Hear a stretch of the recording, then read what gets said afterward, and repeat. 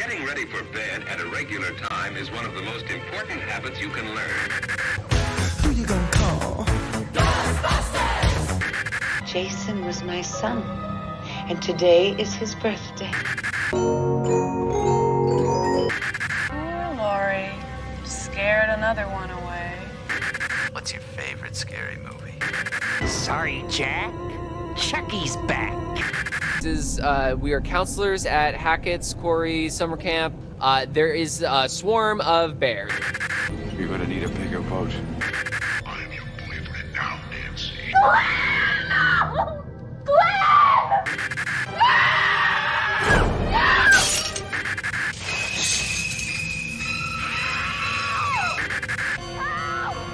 Somebody help me, please! Most people are so ungrateful to be alive, but not you.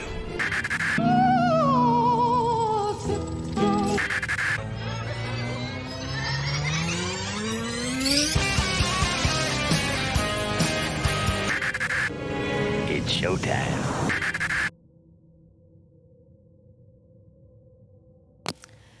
Hello, and welcome back to another episode, wonderful episode of the Scream Stream. Now, we on episode 21, and today is going to be a fabulous episode, guys, because we are finally talking about the Resident Evil 4 game. So, I'm just going to give y'all a heads up, just a quick heads up. If y'all have not played the remake at all, or even played the original one, I highly suggest you do not watch this podcast, because there's going to be spoilers everywhere. Spoilers everywhere, because I'm doing a complete compare and contrast to the original one, to the remake. I'm going to tell you what's different, what's saying, what they took out. You know, the usual shenanigans, that's pretty usual. But I don't want to spoil anything. Y'all just haven't seen it yet, so just a little heads up.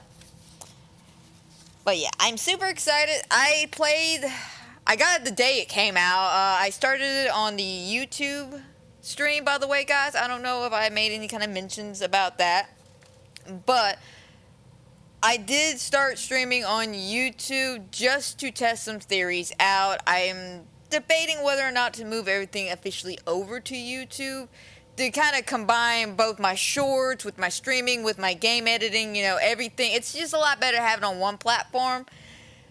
But, you know, I got to test it out and see if it's worth, you know, switching everything over. Because if it is, you know, as much as I love Twitch, as much as I love you guys, y'all are more than welcome to come over to YouTube and hang out there with me. Then, you know, the same shit still applies that I do here on Twitch, still applies me on YouTube. The only difference is it's just a different platform.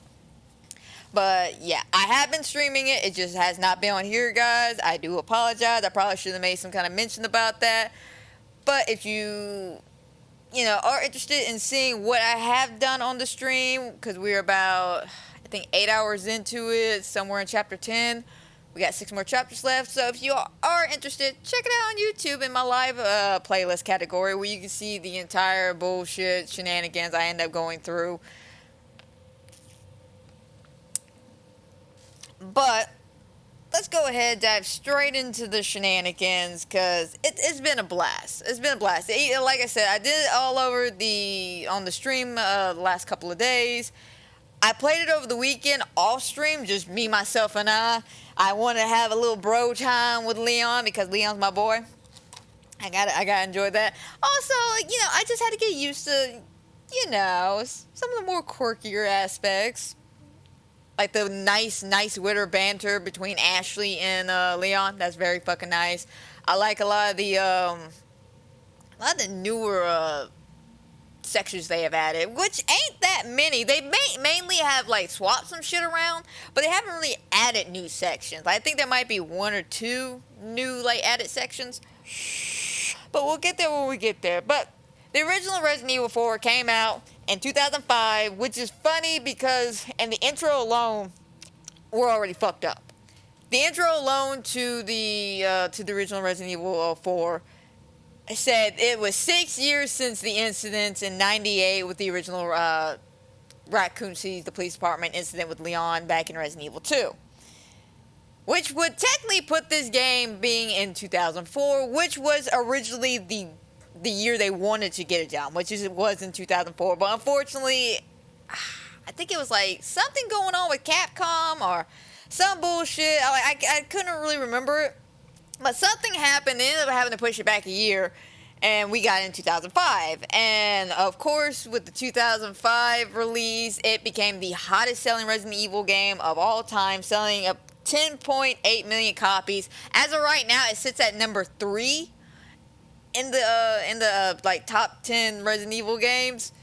Unfortunately, it's behind 6. Yes, behind 6, by the way. Behind 6, and it's behind 5. Which I can get the hype for 5 and 6 because I was there for 6. I was there 100% for 6. I was there for the midnight releases for this shit. So I can get the hype behind 6. Because 6 was supposed to bring back Leon and, of course, Chris all in the same campaign. And we had this mysterious guy, Jake. Which that in itself is a whole other topic to discuss. And we'll eventually talk about. I do have it on my board. I don't know if y'all noticed, but my board back here, for those of y'all who can't see, listening on Audible or Spotify or wherever. I have a board back here. And it's got a list of games, movies, and TV shows and shit to either play or review. And I just recently revamped it up, fixed it up, added some stuff to it, and I do have the Resident Evil games to talk about at one point. Just talk about what Resident Evil franchise itself is to us. But also, I want to talk about some of the CGI movies as well, because those are canon to the lore, and they're very much fun. And a lot of people have not seen them, and I would like to talk about them. But I feel like a Resident Evil month is due at some point. A Resident Evil month is definitely due. Yes, Rex, we are chatting about Resident Evil 4. Okay, man, a good time. I haven't gotten to the complete comparison yet. But if you don't want to get spoiled, man, I do suggest come back to another podcast, because I'm going to have spoilers galore. So if you haven't finished it and you don't want to get spoiled, just a heads up. But like I said, guys, the original Resident Evil sold 10.8 million copies. So out of curiosity, I want to see how many copies has the remake sold. Just in 2 days. I haven't got the official, full listing, because it's only been out for almost a week now. So I haven't got the full, information. But in just 2 days alone, 3 million copies. 3 million. That's counting digital and hard copies that have been sold everywhere. And I'm impressed. I'm fucking impressed that even Resident Evil 4 remake has outshined the remakes almost of 2 and 3. Now, I want to say Resident Evil 2 did better, the remake anyways, did better than Resident Evil 3 remake. But I didn't write down their numbers, to be honest. But I want to say, as of right now, it seems like Resident Evil 4 remake might do better than both 2 and 3 combined. We'll have to see. We'll have to figure that out. But another interesting thing about Resident Evil 4, which for those of y'all who don't know, Resident Evil 4, when it originally came out, was not only the first Resident Evil 4 to kind of step away from the horror aspect. There's some horror in it. Don't get me wrong. There's some jump scare horror. Let's talk about those fucking dogs when we get there. But there's some horror in it. But it leans more towards the action, we got escort mission kind of bullshit. And there's no problem with that, to be perfectly honest. There's no problem with escort missions. There's no problem with more action-sidedness than horror. About the fans doubt. Wait, can we talk about the fans doubting the remake? Yeah, I heard about that. We'll get there when we get there, man. Let me finish talking about what the original Resident Evil 4 brought to the table. Then we'll discuss more on fan theories and what was going on, some of the rumors I heard, and shenanigans like that. Then we'll get into the full comparison of each individual enemy, what was different, death scene, shit like that. But Resident Evil 4. Of course, like I said, not only the first Resident Evil to step away a little bit more from the horror aspects, but it was also the first one to do the over-the-shoulder camera perspective, which before we had the lock camera fixed angles. Even in the, what was it? When did the remake of Resident Evil come out? I know it's been a minute, but I think even still they had a similar premise with the fixed camera angles and shit. But Resident Evil 4 was one of the first ones to not have the fixed camera angle, be over the shoulder. And the inventory system was completely different compared to the original one, especially the original 2. I can't say much about 3 because I didn't play the original Resident Evil 3 one. But hell, even in the fucking remake, of Resident Evil 2 and 3. The inventory system is completely different. But this had the whole attached case inventory system where we can kind of rotate and adjust and add and stack shit. And I really liked that. That was a really nice inventory system. It was a new inventory system for me to deal with back in the day. Fucking loved it. Like, it was a brilliant idea. I'm not gonna lie. It was a brilliant idea. Oh yeah, I got a few ideas myself. But something else they added to this remake compared to the original one is also more info. It's added a hell of a lot more info. Like I'm talking about, we get a lot of shit, a lot of characters get fleshed out a hell of a lot more. I'm talking about Ashley gets some character development, Leon, Krauser, Sadler, hell, even Ramon over there, he gets some fucking character development. Lewis does, especially fucking Lewis. Oh my god, what they did to my boy Lewis, I loved it. But I'm still mad that they killed him off. Like, sorry guys. They didn't save him. They still killed him off in this one. They still killed him off on this one.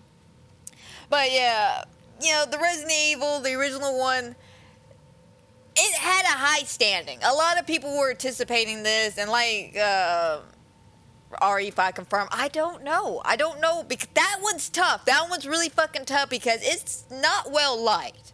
It's more liked than 6, but it's not well liked. So I don't know if they're going to do, you know, what they have been with Resident Evil 2, 3, and 4, you know, just completely remaking and reimagining it, or if they're just going to kind of push that to the side and do another Resident Evil 5, 6, and so on and so forth, do a complete remake. I don't know. It would be interesting, especially the way the game left off, and I'll get to that when I delve more into Ada's character development. But yeah, overall, this game, 10 out of 10 would recommend. I would highly recommend the remake. It's been great. It's been fun. I like what they done to it. I like a lot of the shit they add. And yeah, like I was saying, Resident Evil 4's original one was a high standard to compare to, because that's a lot of people's favorite Resident Evil. It's one of my favorites. I'm going to be honest. It was my favorite because of the fact that it was the first Resident Evil I actually played. Like, don't get me wrong, I did play the original classics, just not at the time, because remember, 98, 99, I was like 5, 6 years old, 7, so I couldn't technically play it even if I wanted to. Rated M shit, my mom couldn't afford this shit, so, I didn't get to play it. It wasn't until 4, that is when I actually got into Resident Evil. My mom got me, funny enough, and I think I've told the story 1,004 times, but we'll say it again because it's about Resident Evil today.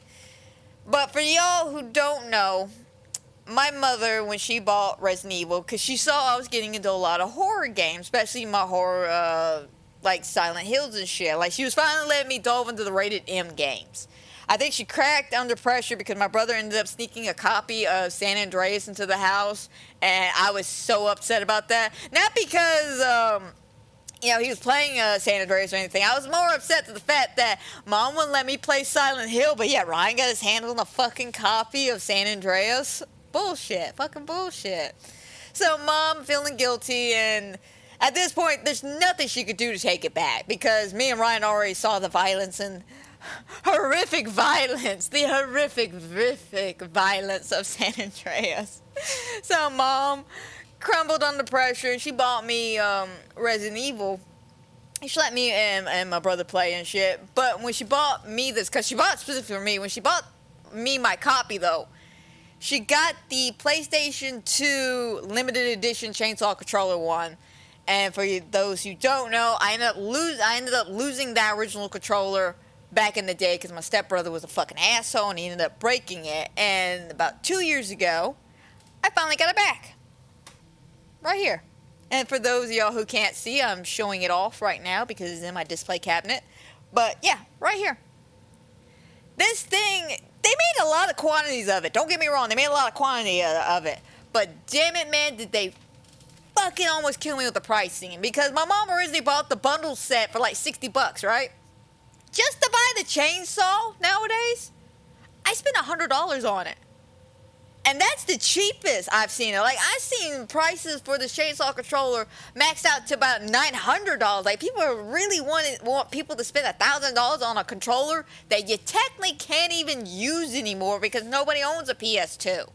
And I don't think, if there is, I might be wrong, but I don't think there's a fucking controller adapter for PS2 to PS5 or anything like that.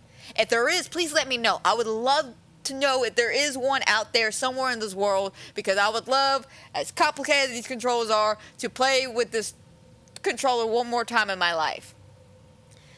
But yeah, it was really nice that my mom did that, and so I fell in love with Resident Evil, and from then on, you know, I got Resident Evil, the original Resident Evil, and then I found the remastered version, and I got 2, and then I played 3, and then of course, you know, 5 came out, then 6, and so on and so forth. But yes, technically, 2005 was the first time I actually got to play any of the Resident Evil games. So, like Leon, I was about 6 years, 7 years after the incident. Playing from the start. I get it.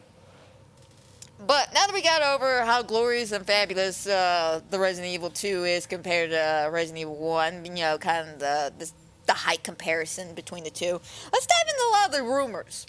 So when the game first started coming out, you know, of course, Resident Evil 4 was one of those top, you know, remakes everybody wanted, especially as soon as they were doing 2 and 3. Now, Resident Evil 2 remake is fiery as fuck. I love the remake of that. It's actually my second favorite of the remakes. I'm sorry, 4 has taken the spot of number 1. Who didn't see that one coming? But it was a really, really weird for us to kind of.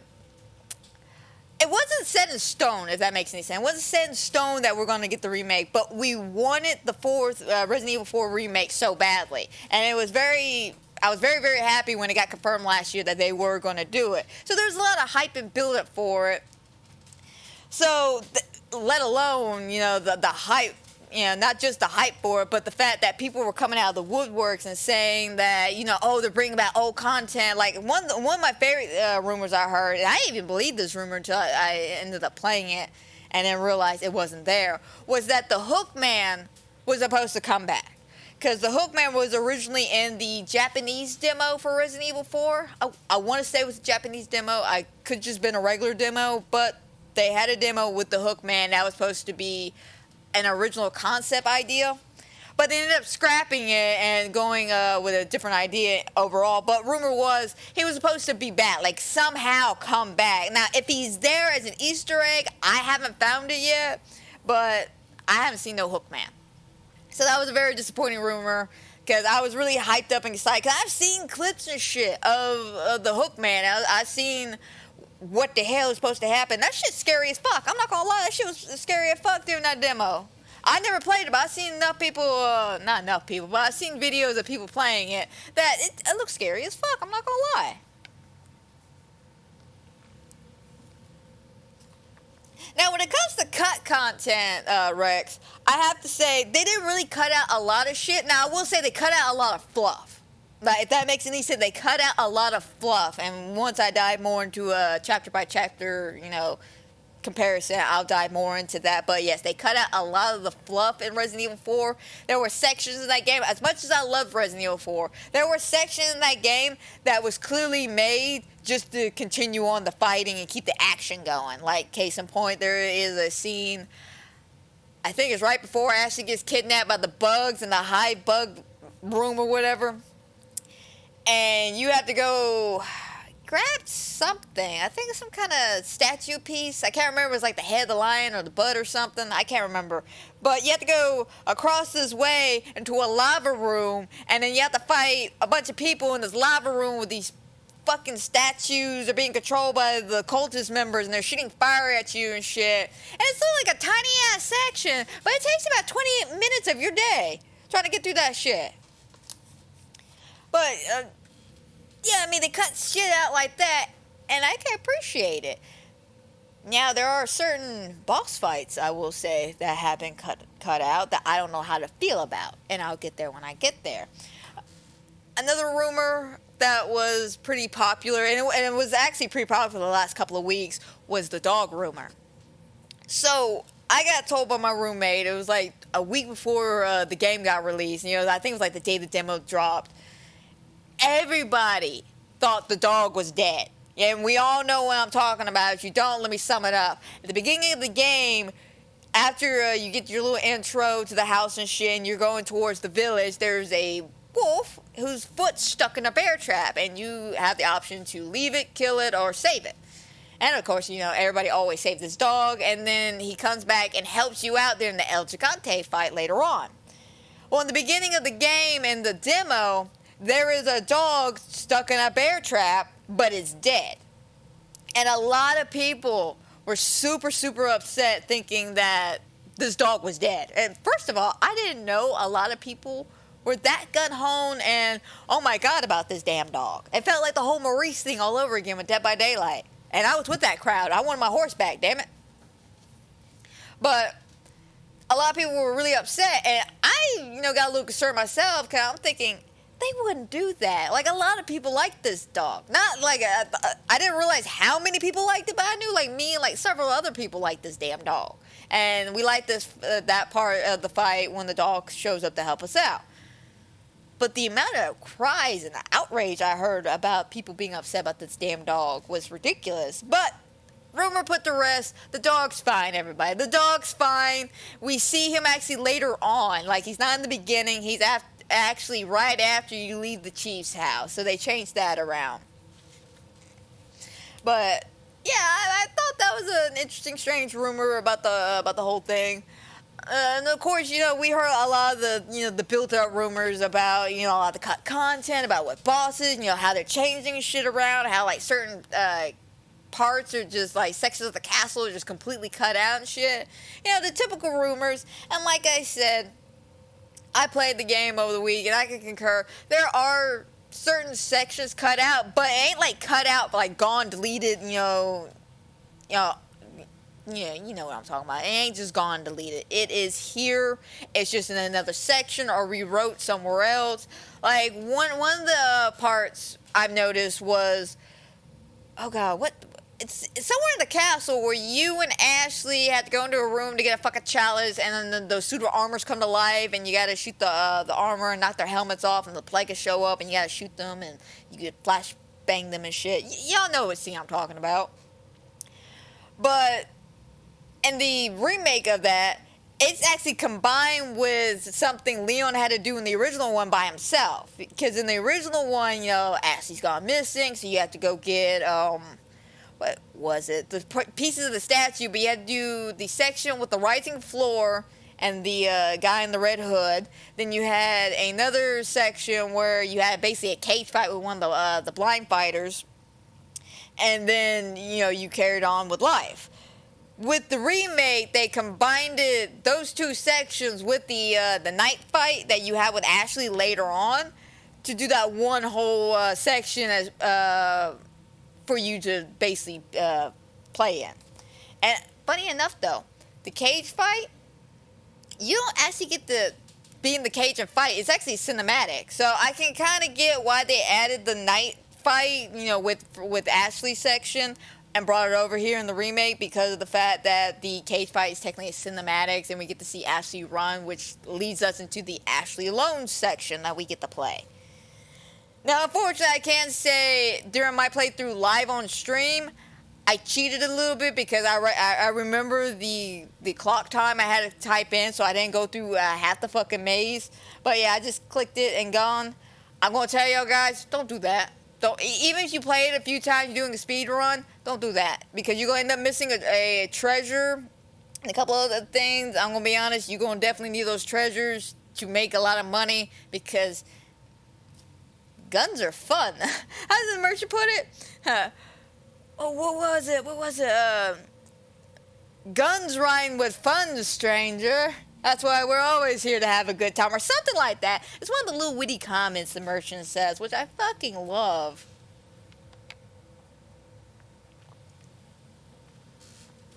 A couple of the scenes on the remake made me feel sick and dizzy. Oh, shit. I'm sorry to hear that, man. I'm really sorry to hear that. Like, to be honest, I didn't have any kind of, like, issues with, you know, like, seizures or anything like that. But I don't have those types of issues, so, you know, I can get where you're probably coming in at. But yeah, I thought it was done really well, though. I thought everything about this game has been really, really well, and I really wish my roommate didn't take off my fucking vape. But he's got an ADHD brain. Anyway, the rumors, you know, they were fun, they were dandy, we had a good time with the rumors.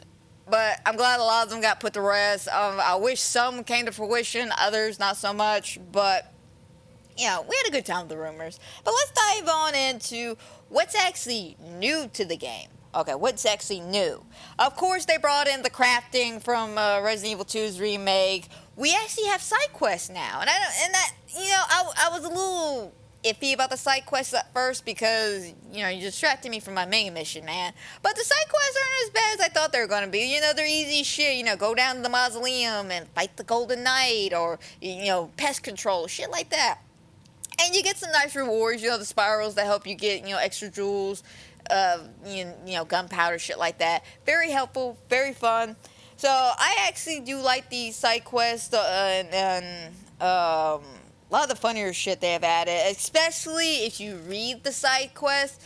Like, I don't know what they've done to the merchant in this game, but this merchant, he's just having a good time from beginning to end. And you can tell that when you read the side quests, because one of them, I think it said, my friend is dying and I want to help him out by giving him some venom or something like that. It was the snake side quest you have to do. But it's basically him saying that he wants to give his friend some venom before he dies if he can find a nice snake wrangler to help him out with it. But yeah, you can tell the merchant is definitely having a good fucking time with his life. And I like that. I like that they're actually adding some character development with him.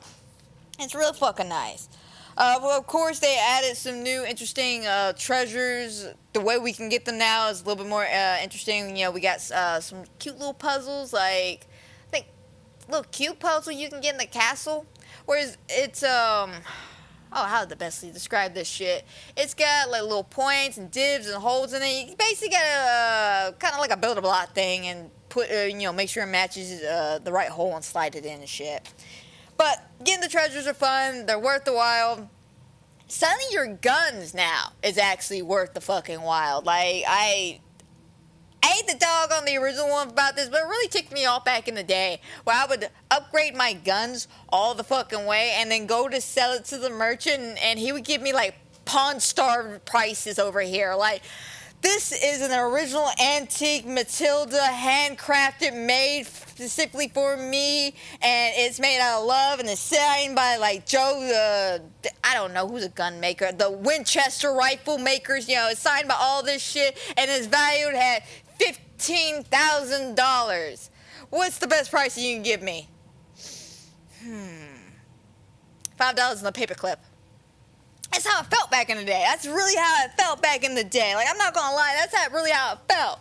Like, here's this cool riot shotgun right here, merchant. I done decked this shit out. It's got all the add-ons and the fucking power. You know, it's all badass and shit. I spent well over $100,000 on this damn gun. What can you get for me? Here's a herb.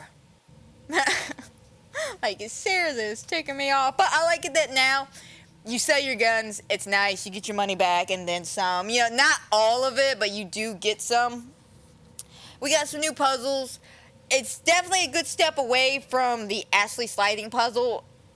I get why a lot of people don't like the puzzle. I don't mind puzzles like that, to be honest. I never had issues with puzzles like that. I have my own formula the way I do it. I specifically remember doing that puzzle live on stream, and there was a guy in my chat who was pissed the fuck off. Like, the dude was like backseat gaming and shit, and he was just yelling at me about how to do the puzzle, and I was just like, bro, I got this shit. 3 minutes, boom, done. He was getting mad because I was changing just 2 or 3 tiles because I was like I was pulling like a Sherlock Holmes and like analyzing this shit in my head, and because I was doing that, I needed my fingers to do something, so I had them constantly just switching the same fucking tiles back and forth. It's just the way I process shit. But some of the newer puzzles, they're quite nice. The Ashley puzzle with the lantern is really nice instead of her sliding puzzle. I like the clock puzzle, the little bell drum puzzles we've been getting, you know, shit like that. It's been fun. It's been real fun. Of course, we got some new weapons. We got an LE5, a CQR assault rifle, and the crossbow. LE5, I played with it for a little while. I liked that. It was a fun TMP-like gun. Very fun. Took up a lot of room, though. I'm not going to lie.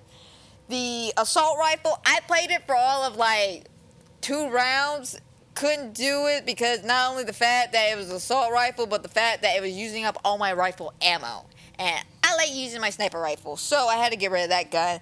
And I played with a crossbow for all of 5 minutes, shot it one time, said no. I'm gonna be dead on. Like, I probably should have gave it a chance, guys. I'm not gonna lie. I probably should have played around with it more. And maybe when I go back to another playthrough of the game, I will. But I did not like the crossbow. Like, it was weak, underpowered. Even with me powering up, I didn't like it. And of course, you had to add all those fucking add-ons, like the grenade. What is it? The grenade something. I don't know. It basically gave it like a grenade that you can shoot out and shit. Like, and I get that, and it's supposed to be reminiscent of the grenade launcher you get.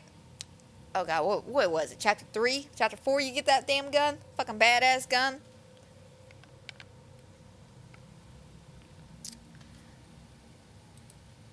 Oh, hang on 1 second. There we go. Hang on 1 more second. My roommate ran off my fucking vape and now he won't come back. And I swear to God, if I gotta go get it, I'm gonna strangle him because I'm tired of when he does that. I'm not gonna lie. Let me go on a rant for a second. It irks the hell out of me when someone comes into my space, borrows something, and it doesn't bring it back. If you're gonna borrow it, at least bring it back, please.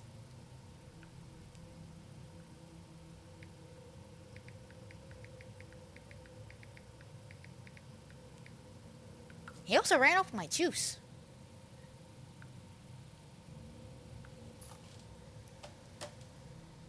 There we go.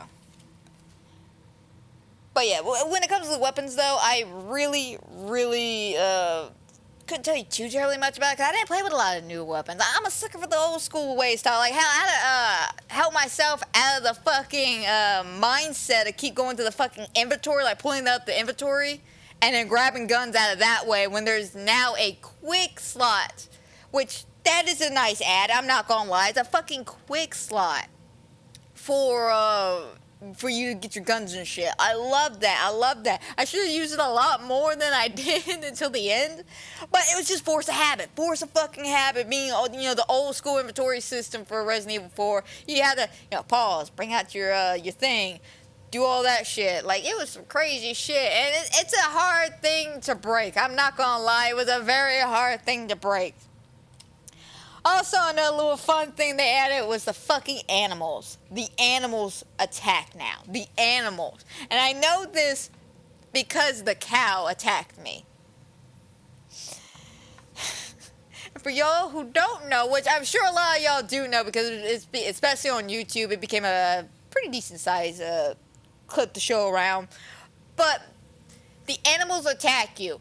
When I found out the animals attacked me was during the village fight scene with the chainsaw guy, and I jumped out the window and saw that the barn was on fire. Didn't think much of it until a fucking cow on fire, by the way, on fire. He was on fire, ran through. I panicked, went to run by him, and he turned around and ran my ass over. First of all, I want to look at him and go, listen here, cheeseburger, calm down. Second of all, I pointed him in the direction of other villagers and he ran them over as well. So, but yeah, the animals help you out. That's always a fun little trick. I love that. Now let's get on to, this is still part of the what's new, but we're now getting to the what's changed and what's gone scenarios. Or Yeah, y'all get what I'm talking about. But another thing that is kind of changed now is a few of your introduction scenes. Of course, Lewis's intro is a little different. The bigger one that I've noticed right off the bat was the dog's intro. Now, originally, the dogs happen, I think, on your way back to the church, and they attack you there. And this one, the remake, no. They came out of fucking nowhere, scared the shit out of me, I'm not gonna lie. You go back through the village, you're heading towards the church, and this is the first time, not heading back towards the church, but you're heading towards the church that first time. The tower falls, the fucking bell tower, it falls over, it gets exploded somehow, falls over, and when you're in the midst of, trying to clear the fucking air, you hear intense growling, and then you're surrounded by like 5 of these motherfuckers. And they're everywhere. But I did like that. Like, it took me off guard, I'm not gonna lie. Because they had a lot to do when it came to Resident Evil 4's remake, to not only be faithful to the original one and keep us fans who love the 4th one happy, but they still wanted to keep us on our toes and add some new shit to it, so that was a good way to keep us on our toes. Something they took away that I'm not bitching about at all, is no more cable car scene. And what I mean by that is, y'all know the section. Granted, though, it was the funniest clip I ever got during my playthrough of the original Resident Evil 4. I was on the fucking cable cars, right? And I was feeling good about life. I was getting headshots. They're fucking falling off. 1 shot for each of these guys. No problem. I missed a guy because there was like the chain in the way and shit, so I didn't see him on my peripheral. And I literally said, I did all that without a single fucking scratch and without missing a fucking beat. A hatchet comes out of fucking nowhere, hits me. I died laughing because that was just perfect timing, and then another one comes out and kills Ashley. And I just lost it. I was on the ground just like I need a minute, guys. I just need a fucking minute. But, yeah, that cable car scene, it's gone. They didn't need it anymore, which I like that. They filled it in with something a little bit more cooler. We now don't have the second optional El Gigante fight, which, if y'all know, right after the Chiefs fight, you have the option to go to the left pathway or the right pathway. Yeah, that's gone. That's gone. We straight up just go to the sisters. And the second El Gigante fight, it's actually moved to the castle section where you fight El Gigante at the castle. He doesn't die technically there. We fight him again with Lewis later. But yeah, we moved it to that fight. Which, again, I'm not complaining about that. I like the fact that they made us basically focus on the Chainsaw Sisters. Because, you know, it kind of sucks that there was an option there to completely miss them if you didn't want to deal with them.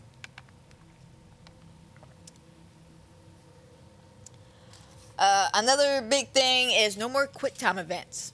Sorry to those who love QuickTime events. There are no more QuickTime events. I'm not really bitching or complaining whether they were there or not. I didn't mind them. I'm one of those people who just play the game. If there's QuickTime events, I'll do it. Keep me on my toes. If there's not, oh fucking well, you know, no big deal. The chapters are different. You know, originally it was chapter 1 of 2, 1 of 3, you know, 1 of 4, you know, shit like that, all the way up to chapter 5. Now we just have 16 straight chapters. There's no loading screens. I think the only loading screen I saw during the whole fucking game was when you play as Ashley. And that's it. When you switch over from Leon to Ashley, that's the only loading screen I saw. Everything else is smooth transition from one room to another. Another interesting thing they actually added is the parry knife mechanic. I can't really remember if that was in 2's remake. I have to go back and replay 2 to remember this. But the snipe parry was an interesting mechanic to add to the game. It added a nice variety and choices, especially during like one section where you're basically got to play stealthy. It's really nice. And it adds a new gameplay aspect. Of, you know, you can shoot and stab and then back up. Like, which also, speaking of backing up, you can also move and shoot now in Resident Evil 4. Let's take a moment to appreciate that. Just a silent moment to appreciate that.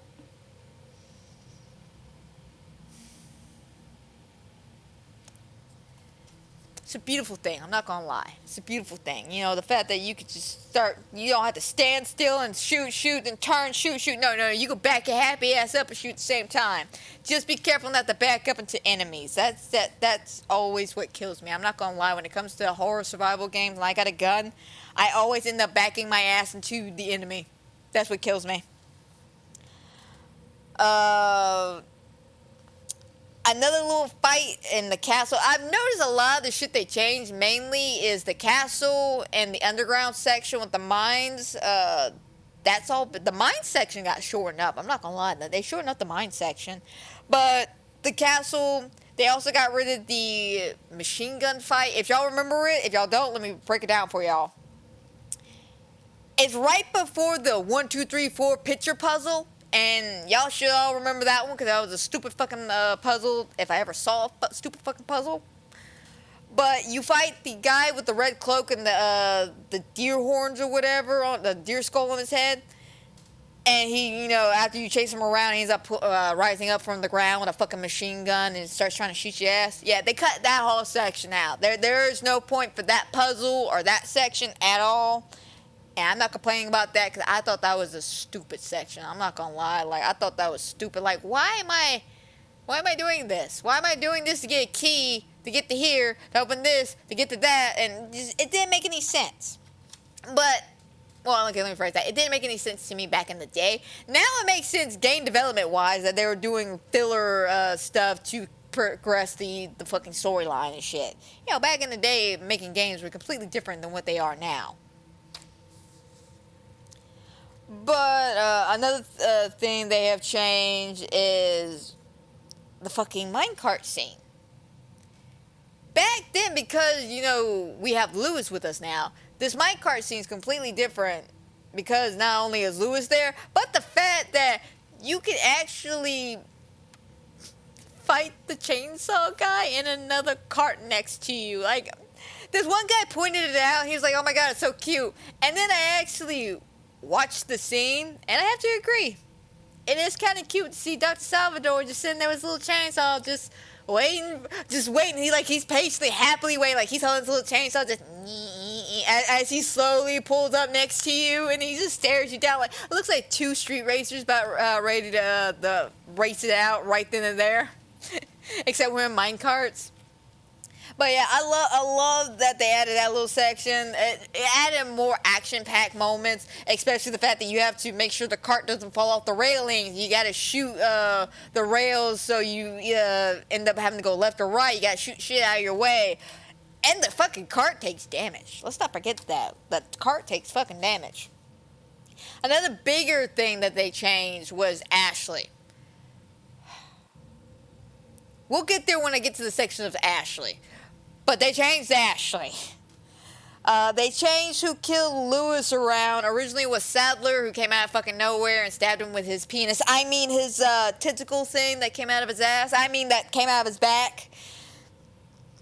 Now they changed it where it's Krauser that kills him with a knife like a bitch. And I don't mean that in a bad way. I just think stabbing somebody in the back is a bitch move. And I'm sorry, Krauser. That was a bitch move. Now, Krauser, I'm not calling you a bitch now. But Leon called you a bitch. Fucking Lewis called you a bitch.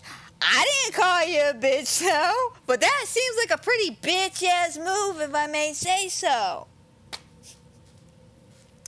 They changed the clock tower situation around a little bit, where now we don't have to deal with that stupid statue and like it running and having to jump up and down in this shit. They changed it to where now it just shoots fire. And they combined it, I think, with something else. I think it might be another section. But yeah, they changed the complete clock tower thing. The Ramon fight, they changed that because now it's more of an open battle arena than, you know, how he was where he was against the wall and you were on the other side and you had to go left, right, and dodge all that shit. To be honest, guys, I can't add too much information about the Ramon fight because of the fact that when it comes to the Ramon fight, yes, I'm saying it like that on purpose. But when it comes to his fight, generally how I play this is I had the Resident Evil 4 walkthrough guide since I was a kid. I would use the rocket launcher. I'm not gonna lie. I would push out and use the rocket launcher every fucking time. It was just always fun. It was just a quick way to get done with that boss fight and done, walk away. I did the same thing here. I'm not gonna lie. During my playthrough over the weekend, I just out of curiosity was like, yeah, the rocket launcher's still OP. Salazar dead. Still OP. Like, I wasn't even too mad about that. I like that they still kept that mechanic of the fact that the rocket launchers are so OP. I mean, they're really OP. Like, guys, lean in real quick. Lean in. This is how OP they are. During the final boss fight with Sadler, right? Yeah, come in, lean in. I killed him with one shot with a rocket launcher. And I'm not talking about the one Ada gives you at the end to officially finish him. I'm talking about when I started the match, I shot him 2 times, shot him with a rocket launcher. He changed phases. That was it. That was fucking it. I got done with that boss fight in like less than 5 minutes. That's how OP the fucking rocket launcher still is. Like, I'm not even joking. They have now changed the bulldozing scene where Ashley was driving a fucking bulldozer through the dumps of an island. They changed that now to a nice wrecking ball scene where you now have to defend Ashley, who is trying to wreck the fucking wall with a wrecking ball. Love it. There's no more laser room, which a lot of people, I don't think a lot of people cared. It was like a fun little callback, especially during not the remakes, during the live action movies. That was a fun thing. But for me, this one was I don't know how to feel about this scenario. And I'll explain it. No more U3 fight. I think that's what he was called. Yeah, U3. He's no longer in the game. He's one of the boss they cut out. Now, I get why they cut him out. I'm not going to lie. I get why they cut him out because of the fact that he slowed down the pacing of the moment. Because you got to remember, we had the whole bulldozing thing. Then Ashley got kidnapped. We had to go after her. And then we got into the U3 fight. Which means we just dumped a whole bunch of fucking ammo during the bulldozing fight. And then got to the U3 fight. And if you weren't adequately prepared like I was back in the day, it's going to take a minute to get through there. And let me explain. Like I said, Resident Evil 4 was my first Resident Evil game. So when I got to this boss fight, I got stuck on it for 3 months. I'm not even joking. I got stuck on it for 3 months. 3 fucking months. I tried everything. Because here's something else I fucked up as a gamer. As a fucking gamer. I only had one save file. And I was too damn stubborn to restart all over again to get to that fight. And I was determined to get to that fucking fight. So 3 months, 3 agonizing long months, and me finding the stupid walkthrough guidebook. Got that. And I got to that boss fight, and I barely got out of that cage, and I felt so good about life. I was like, yes, I killed him. At 3 months, I finally fucking did it. And then the second phase of that boss fight started, and I nearly shed a brick. Because unfortunately, I didn't have enough ammo. And I literally, I think by the skin of my teeth got by that boss fight by the end of it. But, yeah. He, unfortunately, is no longer in the game. But now that we've gone through that bullshit with the U3 fight, that brings us to a good section about the differences of characters and what they have done new and shit. So, Leon, of course, they haven't really done too much to my boy Leon. He still looks good, still gets his jacket stolen. Which, by the way, has anybody got an answer for what happened to his coat? I asked that back when I played Resident Evil last year, the original one. I want to know what happened to his coat. Someone stole his coat. They never brought it back. They did it again. They did it again. I want to know who's walking around with his fucking coat. I wish they would have answered that in the remake. Just who stole his fucking coat. We'll never get an answer to that one. I bet you it's going to be like a DLC Easter egg at some point. Says, oh, he stole Leon's coat. Okay, that's where it's at. Be nice. Other things they added to Leon, like I said, they gave you the ability to move and shoot. He's got a lot more witty combats. I'm not gonna lie, he says some off the wall shit, especially like him and Lewis, the Witter banner they have back and forth. Some of the banner him and Ashley have is really good as well. I love the banner between him and Ashley. I'm not gonna lie. Like, Ashley was the annoying thing in this entire game, and I'll get there when I get there. She's literally next on my list. But it was nice that they toned her down a little bit, made her more mature, and that they're actually having nice conversations. I want to say, like, at one point, you know, she'll lean over to Leon and be like, Leon, are you sure you're okay? Yeah. Well, can we take a break? No, we still got to keep going. Okay, you know, like, they're actually having normal conversations while they're fleeing for their lives. And that's nice character development because of the fact that, you know, she's just not this whiny little bitch, and Leon's just not this Secret Service man. Of course, Ashley, like I said, she's the next one on my list. Oh, how I hated thee, Ashley. I am not gonna lie, I hated thee so fucking badly. She was annoying, she was whiny, she wasn't helpful, she was a bitch and a half, she was preppy, she annoyed the shit out of me. Her whining, her yelling my name, her screaming for help, everything about this woman pissed me off. It was the worst escort mission I've ever been on, and that's the whole point of this game, is that escort mission. But they changed her. In this version of Resident Evil, she's now more mature, more responsible. Can actually handle herself just fine. And one of the things I forgot to mention in the rumor section was that Ashley can carry a gun. Ashley has a gun. No, Ashley does not have a gun. Ashley is built like a fucking tank, though, I'm not gonna lie. Unlike her dainty little ass back in the original one, where like 2 shots she was dead. At least in this one, she could take a fucking rocket launcher to the ass and she just fall to the ground for a minute. Just, oh my God, Leon, you have to go help her ass up. Which I'm fine with. That's a nice mechanic to have. But her just standing there and then just crouching in the way, that's gone. I'm going to be honest, they changed the word. Now her AI is smart. So you can command her to get closer or separate you. She actually ducks and moves when you're shooting behind her. So that's a nice plus. I like her new outfit design. It's really nice. Same thing with Leon. I forgot to mention that. Granted, his outfit really hasn't changed too terribly much at all. He still is wearing the cute leather jacket with his black shirt and the nice pants. Ashley, she's got a little bit more of a design change, a little bit. She's got now a jacket and a nice little scarf to go with it. But she looks cute, and I like her shoes. They're not as bulky or looks... I'm going to be honest. Ashley's shoes almost remind me of Michaela's shoes from Dead by Daylight. She's got some thick-ass boots. I'm not going to lie. But I like a lot of the shit they've done to Ashley. They made her at least less annoying and actually care for her. I actually started calling her by her nickname. Leo kept calling her throughout the whole remake, which was Baby Eagle. Like, oh...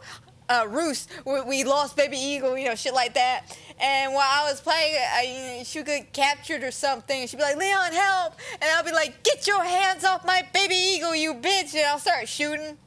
I'll run over there and pick her up and be like, Baby Eagle, are you alright? You know, I got really way into the nickname. I'm not gonna lie. I loved her little nickname.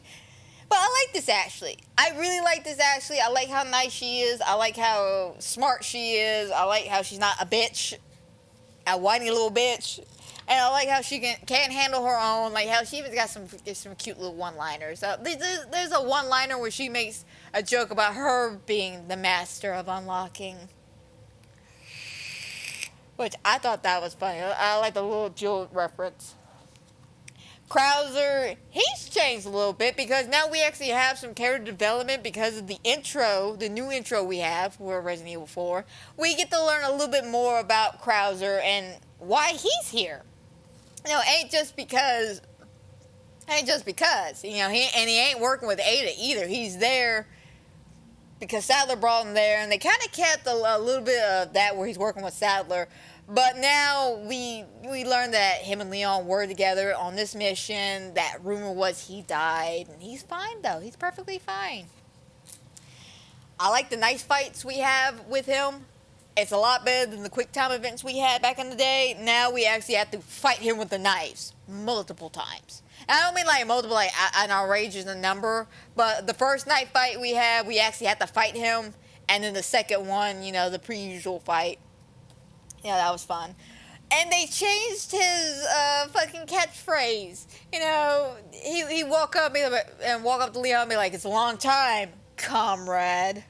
Now they call him. Now he calls him a rookie. Just hey rookie.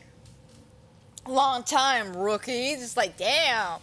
Expectations. You done changed it. I guess the comrade got outplayed a little too much, but I love it though. Nonetheless, I like it. The fact that calling Leon a rookie, it's kind of some aspects pushing down on Leon, which shows you the power Krauser actually has over Leon, or what he's trying to force over Leon, which is calling him rookie, kind of downplaying what Leon is or who Leon is, and Leon's a Secret Service man on a fucking mission to save the president's daughter. Krauser don't like that, so Krauser gotta talk shit on him. So what's the best way to talk shit on somebody? Then call them a rookie. Downplay their level. You know, you the chief, you call him a rookie. That's kind of an asshole move, I'm not gonna lie. But I like the changes though. His outfit's still the same. They actually let him keep his shirt during the fight scene that we have with Leon, which I always thought that was a weird choice. That suddenly in the fight with Leon, he just magically loses his shirt. Like everything else is there, like his beret and his fucking like weapon gauntlet he has and shit. You know, he's got all that decked out shit, but his shirt just magically disappears in the next scene.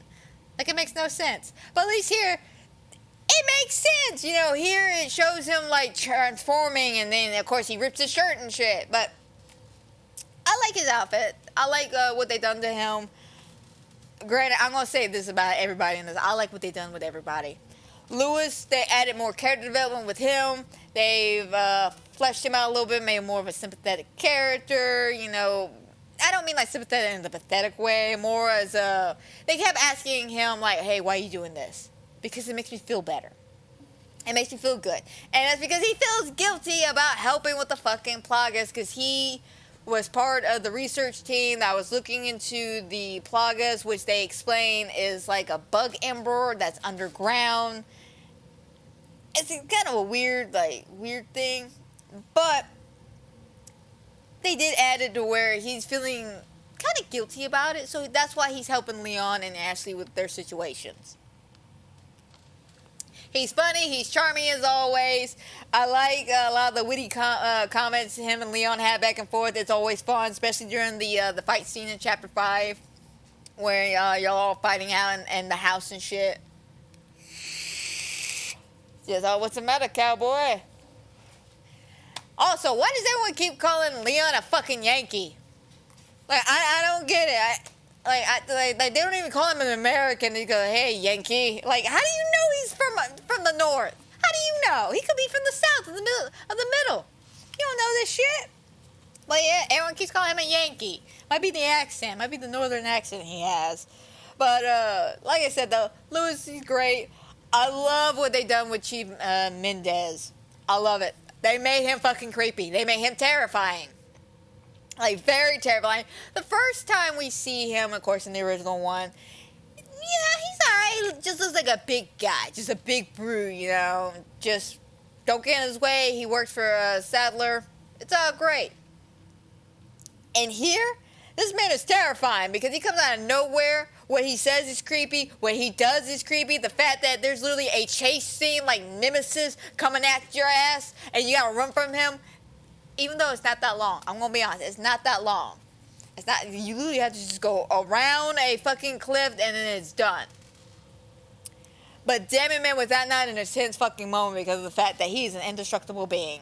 I probably should have turned around and see if I couldn't shoot his fucking hat off and got a hat off trophy or some bullshit. Ada, my girl Ada. They did her good. They did her good. I'm not gonna lie, they did her fantastic. She looks great. She sounds great. Did I mention she looks great? The fact that, yeah, they took away the long, flowy, silky red dress that we all know her and love her for. They still gave her a red dress, don't get me wrong. I'm still trying to figure out how the fuck is it practical to be running around these goddamn heels she's wearing. I'm still trying to figure this out, but they made her look good though. She's still wearing a nice red, like more like a red sweater dress. Very nice, looks very warm.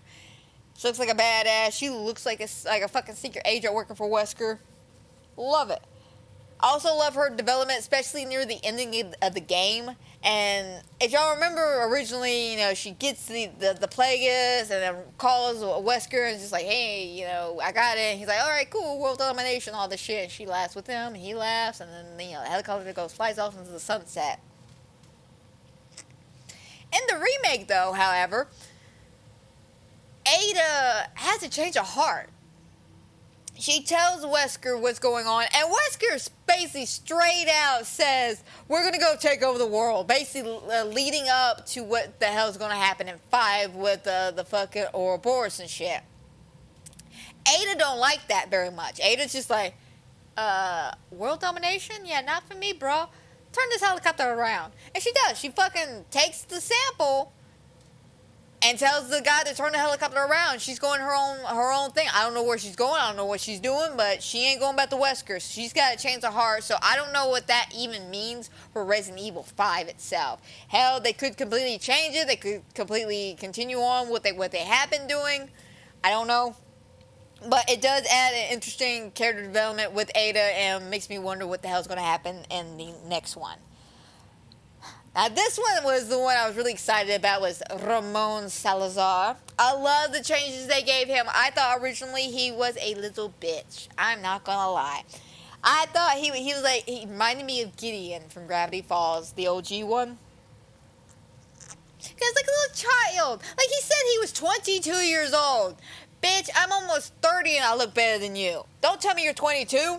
That's a fucking bald-faced lie. Quit lying. You know, I was waiting for that guy to come out. Why you always lying? Why you always lying? Like, seriously, bro. Like, you ain't 22.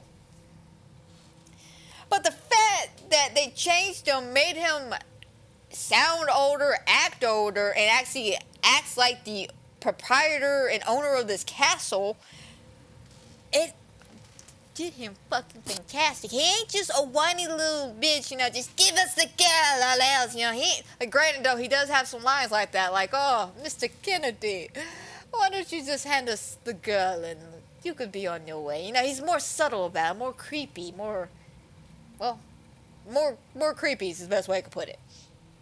But I like it. The fact that they actually changed him, they make him look like he's being possessed or controlled or whatever by the Plagueis, because we see, you know, Ashley had the same issue in Leon as well, and we see the veins and shit all over, but it looks good. And the fact that he actually looks like he's 34 years old looks fantastic. The fact that he actually sounds like a grown-ass man and acts like a grown-ass man is fantastic. He was one of the biggest problems I had with 4 next to Ashley, and it's just because he was just a very underwhelming villain, but the fact that he was very childish and he was like playing stupid fucking games with us. Like, how do you remember that part where me or Leon and Ashley go into a room and this, Ramon's there and he's fucking, you know, I would kill you, and then he like toddles on off like tra-la-la out the fucking door, and then the fucking spikes come from the ceiling like it's Indiana Jones, and Ashley of course, oh my god, I don't want to die, and then Leon's got to shoot the buttons and shit. Yeah, that bullshit. Yeah, they don't have stupid shit like that anymore, okay? Also, if I may add about the castle, it actually looks like a fucking castle. I'm not gonna lie, it feels like a castle. And Ramon should be happy with his castle. That is a nice fucking castle. Sadler, they changed more of his design. I'm not gonna lie. They changed more of his design and his voice. I'm gonna be honest. I don't like it as much as the original one. The original guy's voice, I don't know if it was the roughness of his voice or the deepness of his voice, but he seemed like a guy with power. He seemed like a guy who could get shit done. This Sadler, on the other hand, he's a little bit more soft-spoken. He still can get shit done. He's still got the power. But he's not as intimidating. But it's okay because the fact that how he's able to control everybody really emphasizes how intimidating he is. Where the original guy, the worst he could do was, all right, Ashley, come on, let's go. And then she fucking, all right, let's go, yeah. This guy, on the other hand, could tell you to grab a knife, put it to your throat, and then have a full fucking conversation with your ass, and then dip the fuck out. Now, I don't know about you, but that seems like some crazy ass shit I don't want to get involved in. But yeah, Sadler, he doesn't sound as good, but he looks good. He feels good. He's a good boss. He was an easy boss. Very easy boss. And they give him a little bit more where he's showing up as visions or hallucinations of Leon and Ashley as, you know, they're playing around, as they're running around and shit. Wesker. He gets a bit more of a character development in this game. You know, he doesn't just show up at the end of the game. They'd be like, all right, good job. Now let's go take over the world.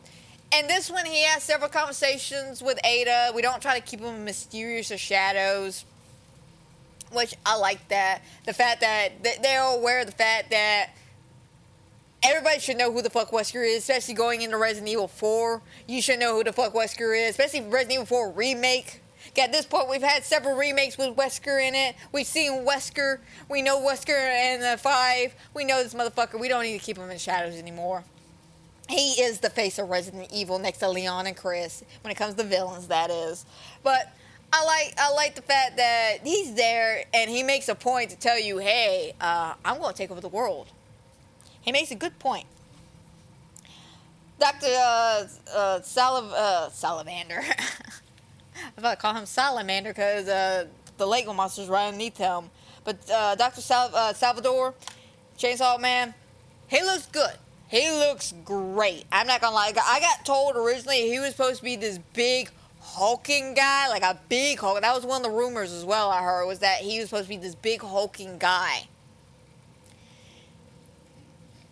I mean, he's still hulking, don't get me wrong, but he ain't as big as I thought he was gonna be. I'm not gonna lie. He still looks good though. Still intimidating, still scary.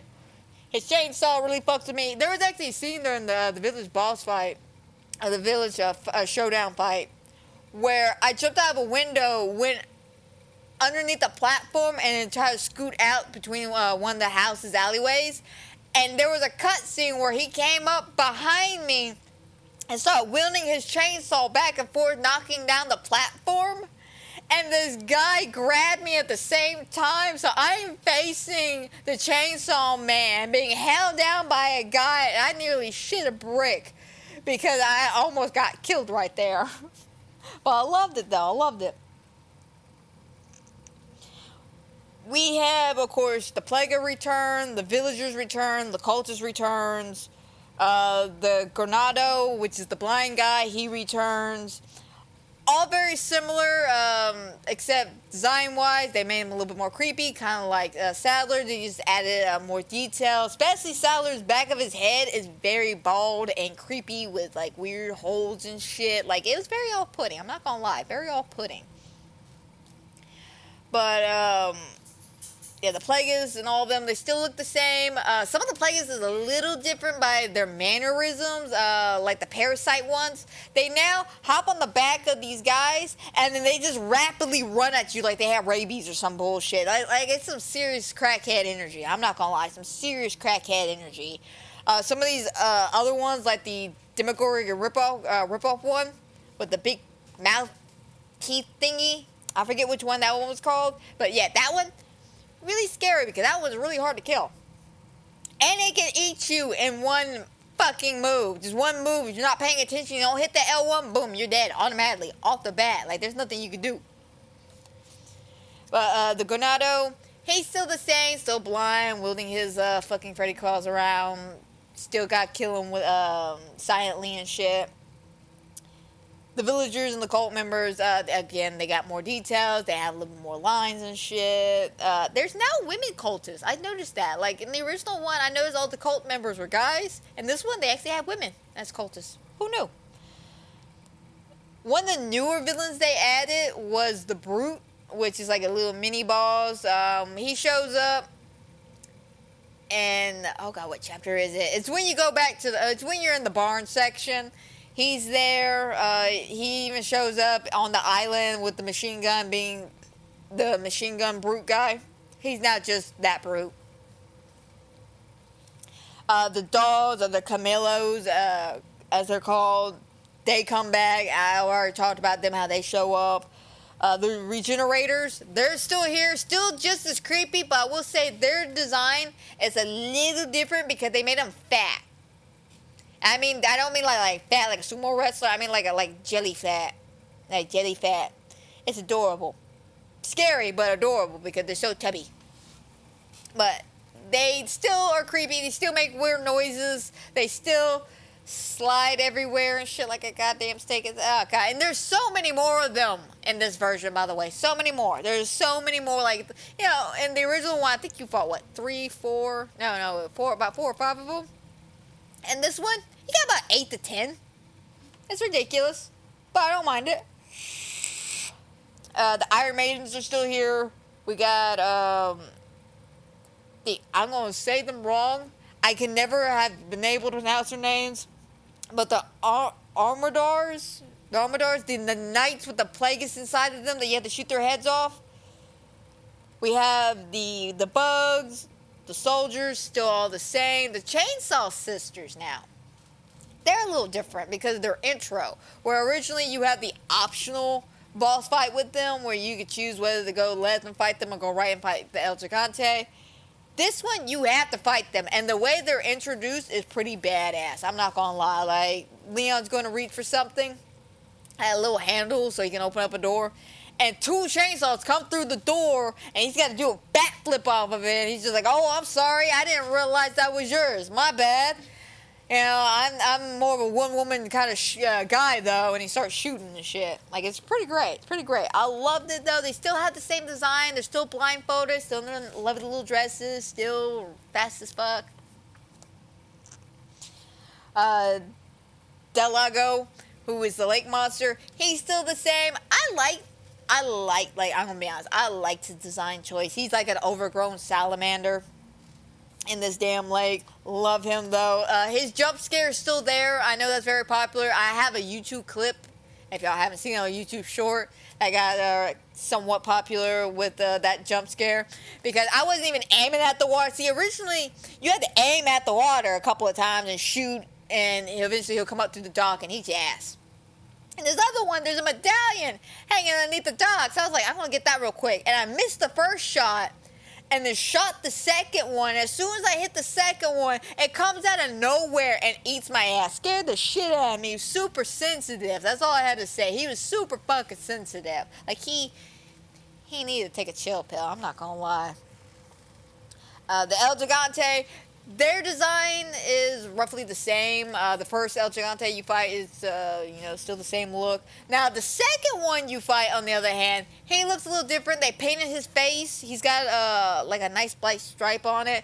Pretty badass.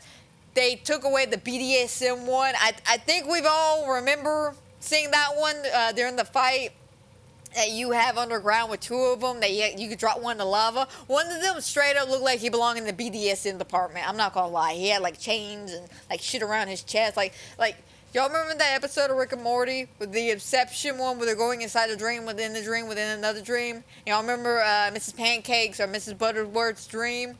And she was in that weird BDSM sex dungeon or whatever? Yeah, he looked like that. That's all out the window, though. And, of course, the last one I have to talk about is Vertigo. They still kept Vertigo in this, which I'm not complaining. I'm a little bit more confused, though, of why he showed up in the remake, because in the original one, Leon gets thrown down, gets dropped down the hole. You gotta do a quick time event, and then you shoot the sound, like little sound hearing thing that Ramon has. And remember, you save yourself from being impaled. And he's leaning in. He's just like, "Where's the sound of it? The impalement?" And Leon's just like, "I'll give you a sound." And he shoots it, and of course it like fucks up Ramon's hearing. And he's like, I've had enough. Get him now!" And then runs off. And then of course that's when Vertigo supposed to come down there and come after us. And in this remake, he basically, we see the ritual, we see this whole thing where they dump some liquid in Ashley's mouth and she coughs up, and Vertigo grabs us and just throws us in the fucking hole. And of course, we stop ourselves, we don't get impaled and shit, then we go through this little underground area and they get to the laboratory section where we would have the Vertigo fight. And we gotta fight the bugs and shit, and then that's when we had the fight. And I don't get it, because like I said, in the original one, Salazar sent him to finish us off. So why is he coming back down now? Is he just aware of the fact that we weren't finished off? Or, like, what was the reasoning? Maybe there's a bit of dialogue I might have missed during my first initial playthrough of it. Get into that section. But, yeah, I don't remember him sending Vertigo down that way. So I don't know why Vertigo is even there.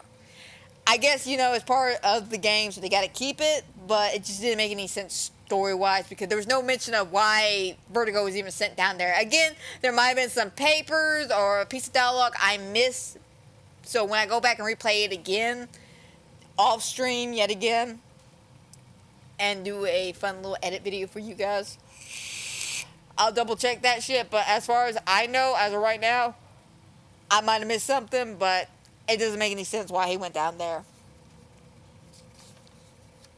But yeah, overall, what they've done to the characters is fantastic. It's beautiful. It's chef's kiss. Chef's kiss. They've done a good job of adding these characters, fleshing them out, adding details, little backstories and shit. Like how even Ramon's got some fucking background. Sadler, I think, has got some. We dive into like their family trees and their histories and shit. Especially looking at some old family photos in the Chief's place. We get a sense that these aren't just run-of-the-mill villains. These were normal people before fuck shit happened. But now that we've done that comparison, let's do a quick chapter by chapter comparison of what they've actually changed and removed and rearranged. So of course this first half, this part right here is all about the village section, and of course the intro is different. You have the intro now having the two hikers who were missing, and we know there's the two hikers who gone missing because after this, when we're in the police cruiser heading to our destination, the cop makes a mention about two missing hikers. So putting two and two together, from the intro, that this is one of the missing hikers we see. But we basically see her bound and gagged, and she's about to be sacrificed. And then we cut into the original intro, which is 1998. That's when it all happened. The Raccoon City incident, the little mountain town attack. But it changes a little bit more by adding in a little detail about Leon, where we find out that he didn't volunteer to be a Secret Service man. No, he was forced into doing it after the incidents of Resident Evil 2. And something else I would like to add is that during this intro, they actually use scenes and shit from Resident Evil 2's remake. And I want to say they did the exact same thing in the original Resident Evil 4, where they had scenes from the Resident Evil 2 game back in the day. So I do like that comparison. I like the fact that they added moments and scenes from the remake to the game to kind of flesh it out a little bit. But continuing on with the intro, of course we meet the cops. I like what they've done with the cops because they're not standoffish. They're not like, oh, we can't tell you anything because you're an American. They're not like that like they were in the original game. In the original game, they were kind of assholes. I'm not gonna lie. So when they died, I didn't give a fuck.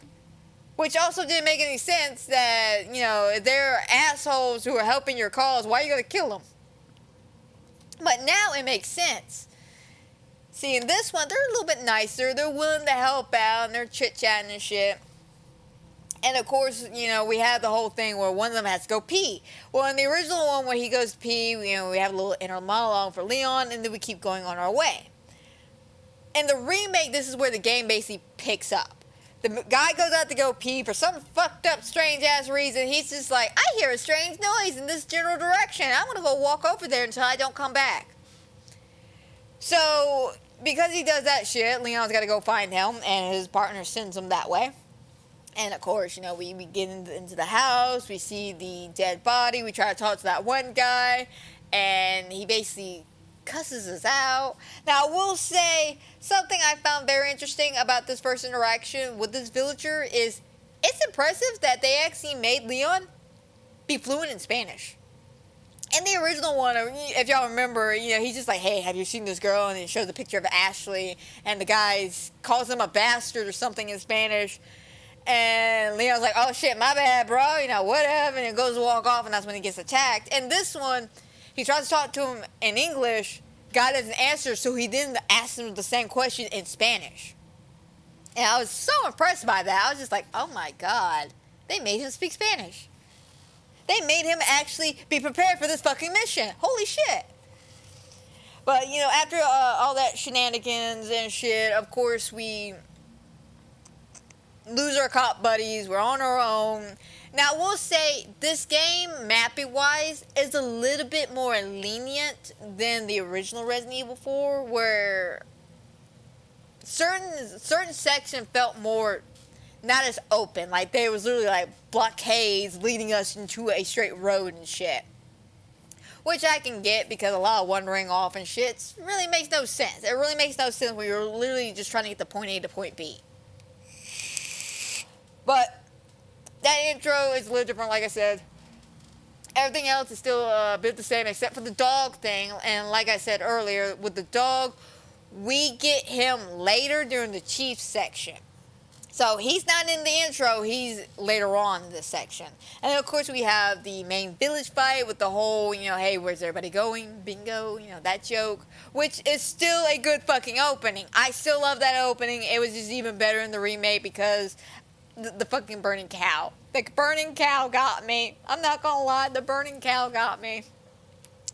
And then, you know, once we get done with that, it's still about the same when it comes to, you know, heading to the barn section. The only difference is there's now a puzzle where you have to go up and grab, like a cog in the wheel or something to open up the gate to get to the next section, which is like a little fishing village or something. And that's where you meet Lewis, which that's still same but different. And the difference is, instead of, you know, hearing Lewis banging on a door and you walk in, open the closet door and he pops out, we hear the banging, we go in to investigate, and as a villager, I guess, either hammering the door closed or trying to bust open the door. I can't really tell what he's doing. But once you do that, you then can head downstairs, meet Lewis, and then why you're talking to Lewis, that shit was funny. Alright, see, we know originally, you know, Leon rips the tape off, and the first thing out Lewis's mouth is, oh, God, that hurt. You gotta smoke? And this one, he rips it off, and he's just like, ow, man, that hurts. I'm sorry, it really seemed like you really had something to say there. Yeah, well, do you have a smoke? You know those things can kill you. Yeah, you're right. Well, how about you just untie me instead? You know, I love the little dialogue between them. It's nice. It's cute. And then, of course, that's when the chief shows up. And he is scary as fuck because this is in the dark. And so when Leon turns around and shines the flashlight to him, it's just him standing there. But what really makes this scene more intense is that if you look at Lewis. In the original version of this scene, Lewis, of course, you know, he stands up and goes, oh, look, it's the big cheese. You know, he ain't intimidated by him. In this one, Lewis is like, oh, shit, it's him, and he's trying to back up in the sack still. So that kind of tells you right off the bat, if Lewis is scared of him, we should be scared of him. And, of course, as per usual, you know, Leon goes to punch him, doesn't work. He gets thrown across the fucking hallway, knocked out. We wake up tied up next to Lewis. And we have, of course, a fun little banner between them. They changed the dialogue a little bit. Them talking about the missing girl. Oh, you're missing a certain person, aren't you? And let me guess, that certain person is a missing Cinturita. What do you know, man? All I know is that the Cinturita you're looking for. Like, it's a really nice, subtle changes like that I just fucking adore. That the dialogue's just slightly different. To kind of more modernize the dialogue. And, because I will say there's some cheesy dialogue moments, especially some dialogues that have not aged well, such as I see the president has equipped his daughter with such ballistics. That line did not age well. That is sexual harassment at its finest. And also questionable because I'm trying to still figure out Ashley's age. I'm still trying to figure this out. And that worries me. Anyway, this is where one of the big changes come from. It's basically the layout of how things happen. Originally, after meeting Luz and shit, of course, we would walk out, we would meet the merch, then we had that section where we were fighting people in the towers and everything, and then we walked into the factory, then the chief's house, and of course, Ada shows up, then we backtrack back to the main aisle of the village, then we hit the church, and then we head towards the lake, we head towards the lake, we had the swamp section, and then we hit the lake, and then had the lake fight. Then Leon, goes to a cabin, passes out, has his moment of feeling the LSD in his blood system. I mean the parasites in his blood system. And this version, in the remake, we gotta be stealthy. Because they done stole our shit, okay? They didn't leave our shit, on us like they did in the original one. They stole our shit. So, because they stole our shit, we gotta be stealthy. We gotta parry off some attacks and shit. We gotta get our stuff back. And then we run into the merchant. And then we walk into the tower area where we have our fight. Then we have a chainsaw fight that happens as you're making your way towards the chief's house. Then we have the chief's house, which that in itself is a puzzle where you have to read a book. And it tells you a short little summary about, what was it? People had to bring offerings. It was like the grandma gave her babe. The farmer brought in the best wheat, shit like that. And you had to match pictures to a combination lock and open it and shit. But then after, the chief's house, then we had the dog, which we saved the dog's life. And then we backtrack back to the main square again. That's when the tower falls and the dogs show up. And then we go to the church, we fight to go to the lake, and then once we get to the lake, we have to go get gas, which then takes us to the swamp area to get the gas, and then we have the lake fight. We defeat the monster, and then we pass out in the boat. So yeah, a little bit of a difference. It's still same, but different because they just changed some stuff around.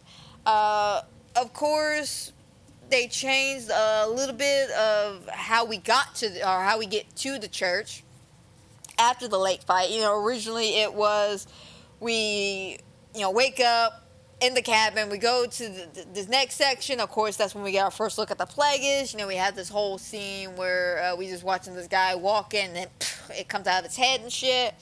And then we had that waterfall puzzle where we had to shoot boxes and shit and move some switches to get the door. The church key, and then we had the El Gigante fight with the dog, where in the remake we now have, after we wake up from the boat and have our come to Jesus moment of, oh shit, we got some fucked up shit going on, we get to the boathouse, then we have the Le Plaga show up, which that was a cool scene, because as we're walking, we see a shadow being reflected on the wall. And we just see, the dude, spazzing out, his shadow. And then, the head explodes. And then we see the dude come around the corner. It's very intimidating. Very creepy. But, once that happens, we then got to find these two statue heads. Which, one's on one side of the lake. One's on this side of the lake. And we got to solve puzzles, which are pretty easy puzzles. It's basically looking at the symbols and matching them to the door and then opening them up and grabbing the heads and then putting them on these palms. And thus gives us the church key. And then we head back to the merchant's place to the El Gigante fight. still plays out the same. Nothing too different about this boss fight. The dog still shows up if you save the dog. He still distracts. He's still so fucking cute and helpful. Love him. Of course, getting to the church, the only difference is now the dogs don't just spawn there. We already have them. We make it to the church, though. Saving Ashley, that puzzle's still the same. Still great. Still fun. Once that happens, this is where it changes again, but just slightly. So we know the fact that we have to leave the church and find a safer area, because the original chopper that they sent to us got shot down, which never made sense to me originally. Like, why are you gonna send a chopper in and it gets shot down? You're gonna send another chopper in? Like, why? Why would you do that? Why would you send a random chopper in? Like, I just didn't get it. I get he's supposed to come in and save them, and yet, of course, he gets shot down and shit. But why you gonna send Mike in there? What did Mike do? Like, I get we gotta save Leon, the president's daughter, but there are other ways. There have been other ways. You could have got a boat at this point. You could have got a jet engine, a jet ski. I mean, hell, Leon took a fucking jet ski off the island. There were ways, there were other ways, but for some reason they sent off a random fucking helicopter that got shot down. And the remake, they explain that we have to move spots and go to a different location because of the bad weather. Now, I know that's kind of a cheap cop-out thing, oh, bad weather, but it makes more sense than sending in a second fucking helicopter after the first one crashes. Because in the game, as you're playing, the weather does get bad. Now, that's something I would like to also add on a little side note, is we actually see the weather change, and we see the time of day change. Because we originally started the game in daytime, and then once the lake fight happens, it becomes evening. We see the sun setting, and then it's nighttime. Where in the original one, it was daytime, and then suddenly nighttime after the lake fight. And we just get pouring down rain, and then that's it. Where in this one, the rain's coming down, like, sideways and shit. Like, at a certain point, Leon and Ashley are both, oh my god, doing this shit. But, yeah, they changed that up. I also like how Ashley reacts to you when you save her. Originally, when you save her, of course, she's all in the corner. Just, oh my god, get away from me. Don't touch me. Leave me alone. And then Leon's like, I'm here under the president's order. My father? Like, yeah, bitch. Yeah. Who the fuck do you think, who the fuck do you think this is? And this one, she actually tries to put him in a fight. Granted, though, Leon just grabs that candlestick like there's no problem, so I don't think she's that strong. But at least she tried. At least she tried. But Leon, of course, stops her, and he's just like, hey, it's okay. It's me. I was sent here. And before he can finish that sentence, she walks the fuck off. She walks the fuck out of the room, and he's just like, okay, that went well. That went well. He follows her out. And of course, she's looking around and she's confused. And then she's like, Leon? What the fuck is that? And you see, of course, a group showing up. And then you have to get the fuck out and vacate the area. Which I like that, it shows you how strong and independent she is, how smart she is. She doesn't need, as cliche as this sounds, a man to help her. Granted, though, Leon helps her out a lot. And it makes sense, especially with them jumping from higher places. Now, it's not as crazy as it was back in the original one where you had to catch Princess no matter what. Oh, there's a ladder? Catch the little princess because she don't know how to climb a ladder. And this remake, she knows how to climb a ladder. She knows how to actually climb on your back. She knows how to fucking tell you what to do if you're lost. She knows how to do a whole bunch of shit. And she knows how to stay the fuck out of my face when it's necessary. I've actually felt bad for shooting her. I did. I killed her during yesterday's stream by accident. I was trying to shoot a guy in front of her. And either my aim was off or it clipped through him and went straight at her, though, and killed her instantly. I felt bad. I felt super bad. I was just like, oh, Ashley, my baby eagle. No, not my baby eagle. But once we get done, backtracking to the safe area where we have our fucking epic fight. Of course, Lewis is there. The same situations are happening. We're surrounded. We're talking to Lewis. Everything's cool. A little bit of dialogue's a little bit different. Like I said, some of it was a little dated, so they had to change it up to modernize the dialogue.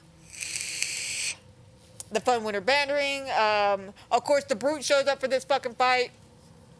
I will say I struggled a little bit during this fight, but I always struggle during this fight because that's a lot of waves and hordes to fight. And of course, after the fight, Lewis, hey guys, I'll be right back. This fucking appears. At least in the remake, it makes sense because he is just like, hey guys, let me grab something and I'll come and help y'all out because I can help y'all out. Because it makes me feel better to help y'all out. And then, of course, we have this funny cutscene between him and Ada where he's trying to explain to Ada that he's doing good by staying alive, that he doesn't have the amber, but he's doing great, and he needs her help getting up this fucking rock slide. It's hilarious. I love it. I love it. But after, after all that shit, of course, the difference is, instead of choosing the two paths, the El Gigante fight or the Chainsaw Sisters, we literally just have to go straight into the Chainsaw Sister fight after, maneuvering around just a few little sections, little fighting areas here and there. After the Chainsaw Sister fight, though, which I have to say, I love this fight because you can hide Ashley in the locker, and as long as you don't get too far away from the locker, which, it's not that bad. It really isn't. Like, all you have to do is, run around on the top layer, and you should be fine. But you keep Ashley out the way. You have fun. The fact that, Leon's little witty comment about, hey, I'm a one-woman show type of comment, that shit's funny. And the boss fight is really intense. It's really fun, and I like the waves. I like the waves on this one. I like how they handle the waves of enemies. It's great. But once we get done with that, of course, we then cut to the chase by the big chief himself. He ends up chasing us around, and then we go into the fight after that. Where in the original one, after, we have to decide whether or not we go left or right. We then have the cable car situation, and then we get into the fight. Now, I will say the fight with the chief is different because originally it felt very, very open, but not open. If that makes any sense. It felt very open because of the fact that when he broke in two, the motherfucker could jump behind you, around you, and all over the place and kick your fucking ass. No matter where you went, upstairs, downstairs, left, right, up and down, he was just always there. Where in this one, you have an option right off the bat to fight him either on ground level or top level, and I of course choose top level because it's just easier to kill him that way. And then he gets to the back of the wall, and he kind of stays there, but only coming up front to attack you while, your back's against this flaming wall behind you because the whole barn's on fire, as per usual. Which also, if I may add, guys, they still kept that fantastic line, hasta luego, as he blows them up. It's still fantastic as always. Now, the ending of the fight, of course, is the same but different. Let me explain with this. So, of course, we had to fight the chief to get his eyeball to open up this door to get to the castle, right? Well, in this one, you don't need the eyeball. The eyeball is just a treasure you can give to the merchant for some fucked up reason. I don't know why he even takes it with a smile, too. He's just like, aha, love it. I take it that as a good price. Like, bro, that's a fucking eyeball. What are you collecting back there? But, and then, of course, after the eyeball, we have, of course, this, truck that comes out of nowhere, and you gotta shoot the truck, and you have to run all the way to the castle, and then, of course, you gotta roll up the castle gates and shit. Call it a day. No. Not in the remake, though. Not in the remake. See, they cut out that needless stupidness by straight up after the fight. We ended up just going straight to the castle. We walk in, and the doors lift up for us, and we're just like, huh. Well, at least we know we're not being followed, and we keep on going. That's just the way life is. Now, the castle, like I said, it's a little different. when it comes to the intro, because like I said, it starts off with the cutscene with Lewis, you know, with talking with Ada and shit, which I fucking love. Getting inside the castle is roughly about the same. You don't have to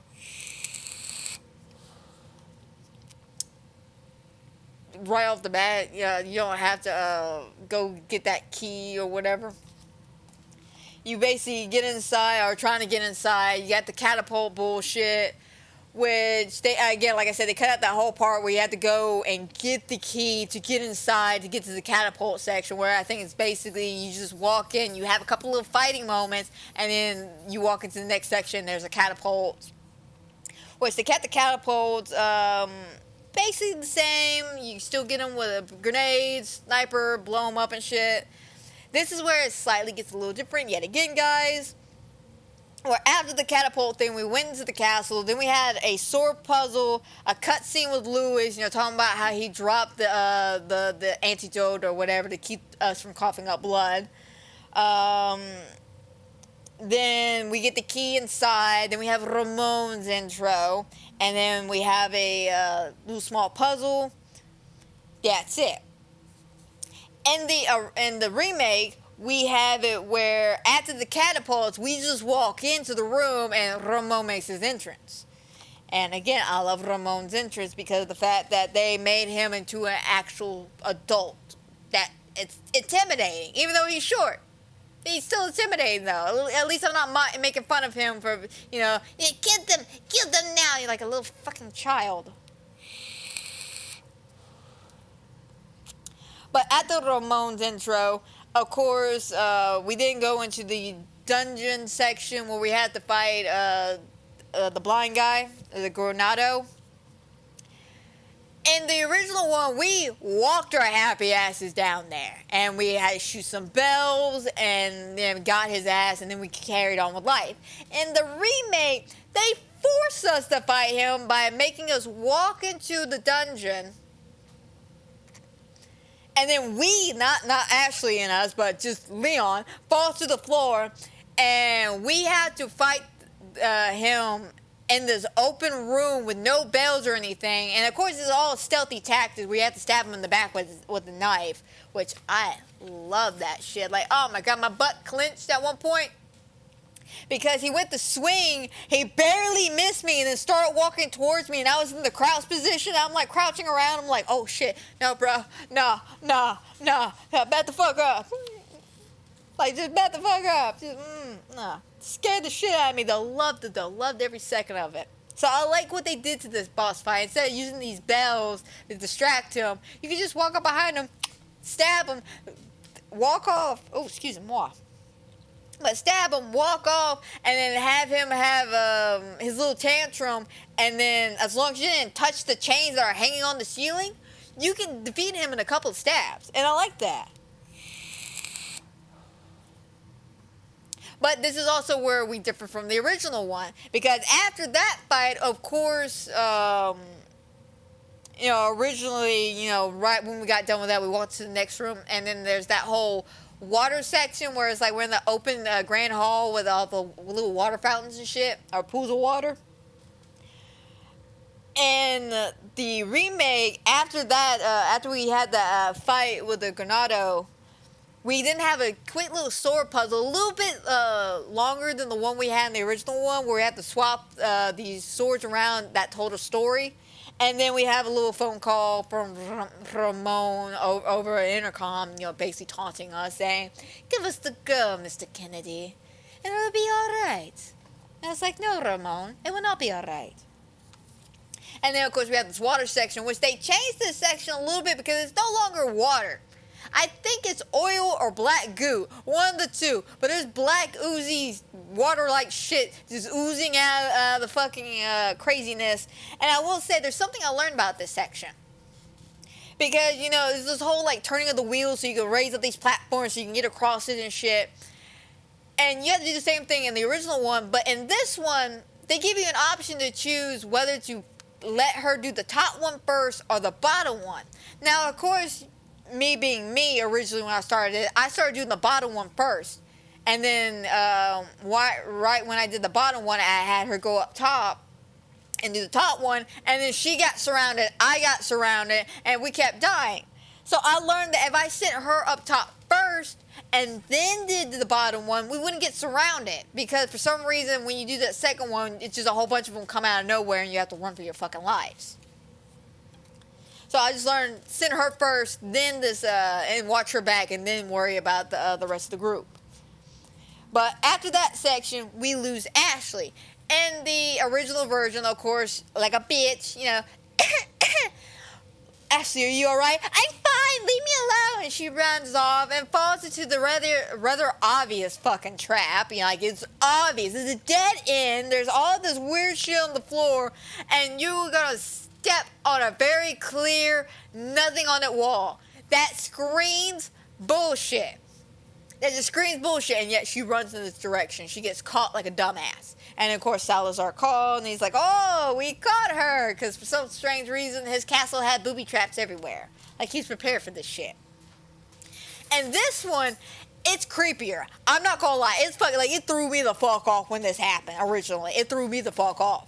So we get to the garden section, because that's the whole reason we're in the castle, by the way. Because Lewis called us while we got to the castle, and he's like, hey, meet me in the garden, and I'll give you the cure for your coughing and shit. So while we're heading over there, Ashley has like a moment where she coughs and then passes out for a second, and Leon catches her, and he's like, Ashley, are you okay? You know, what's going on? And she grabs his knife and slashes at Leon, and basically tells him to back the fuck up. But it's not her saying it. It's Sadler controlling her saying it.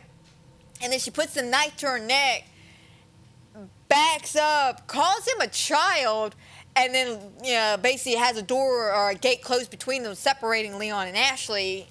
And she freaks out and runs off. And now I can get why she did that. That would freak me out too if I was, normal as ever, and then suddenly somebody's controlling me and making me put a knife against my throat and having me stab a guy who's trying to save my life. That would fuck with me. So I get why she ran off. And of course, Leon can't go after her and shit. But this is where a bit of difference comes in yet again. Because, like I said,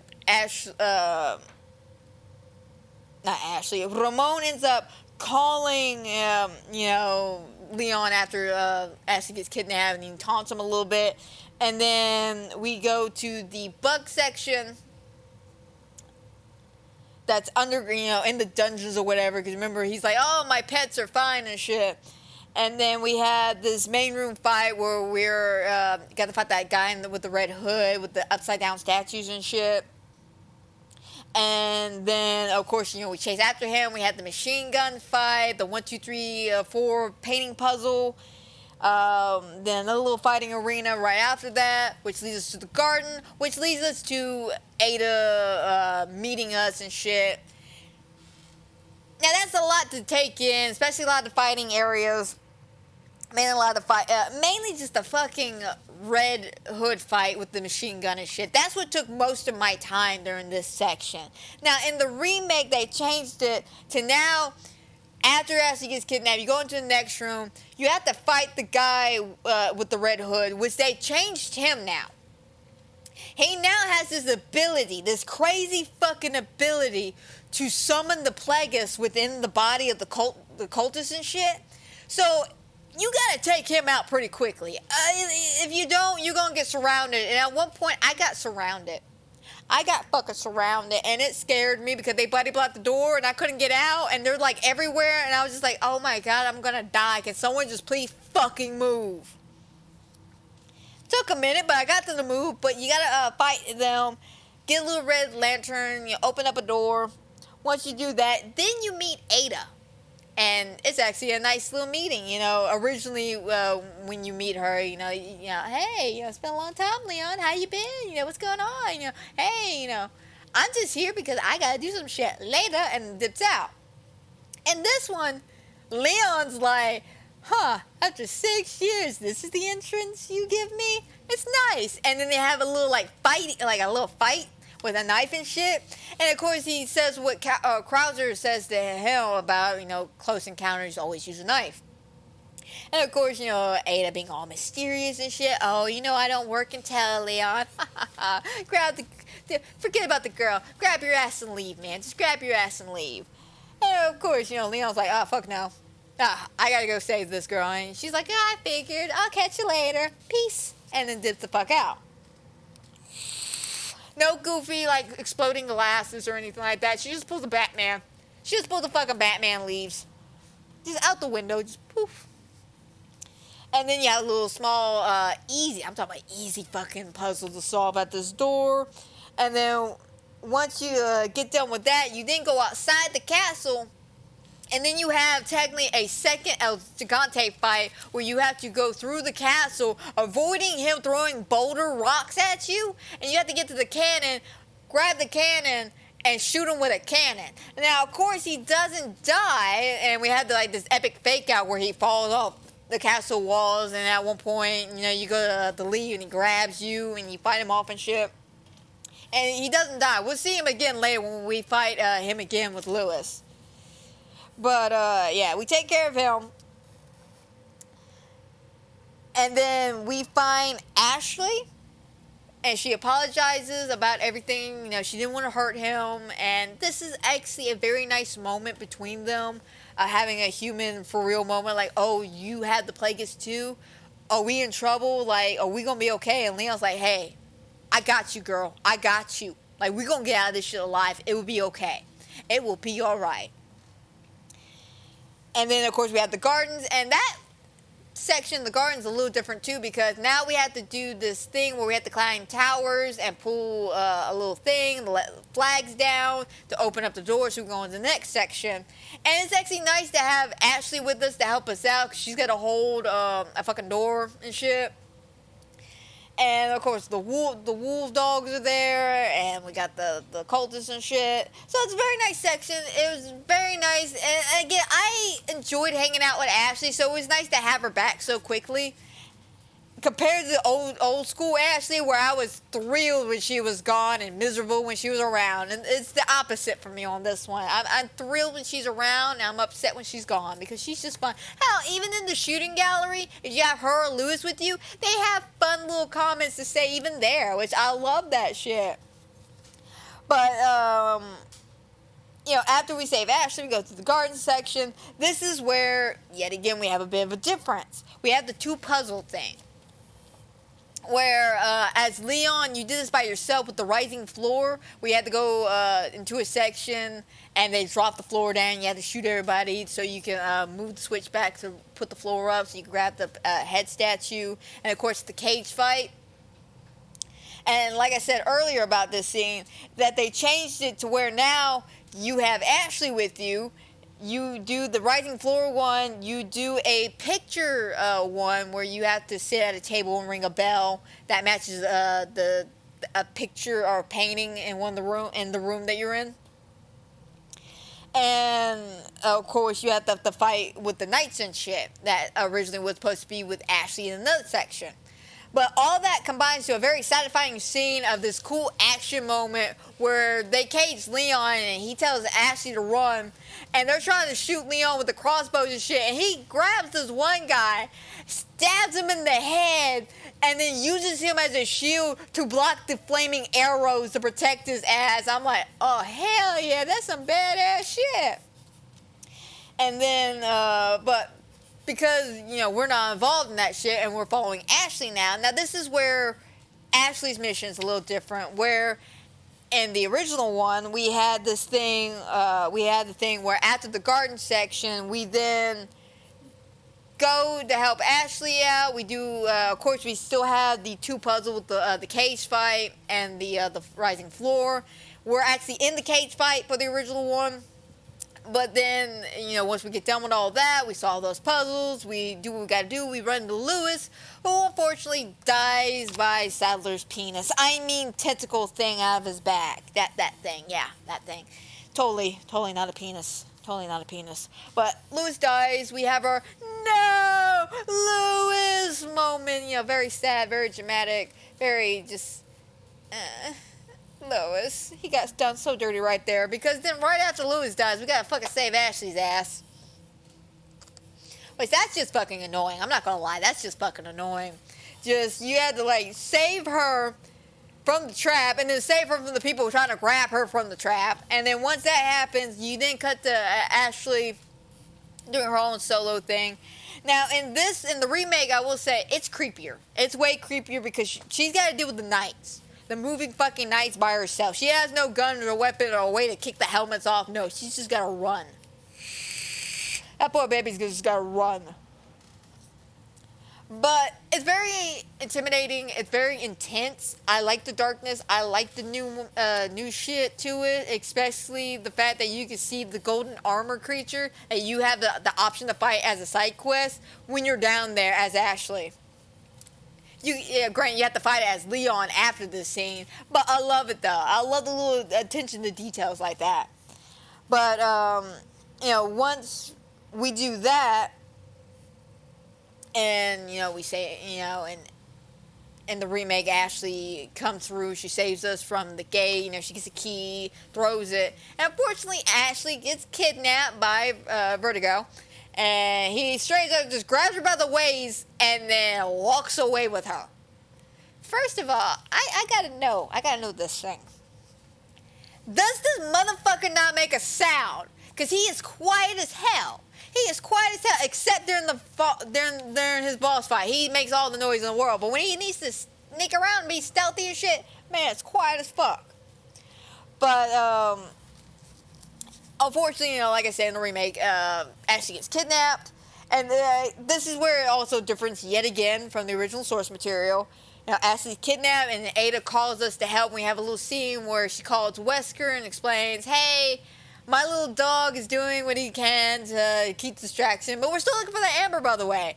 And then she sees Vertigo walking off with Ashley under his arms and shit, like he's fucking Nemesis off of Dead by Daylight or some bullshit.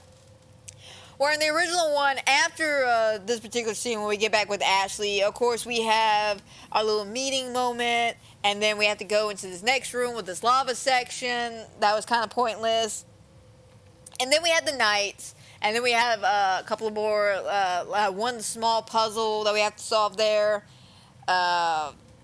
Then we have this whole thing where we get to this little bug room or whatever, and then Ashley gets kidnapped by a fucking bug.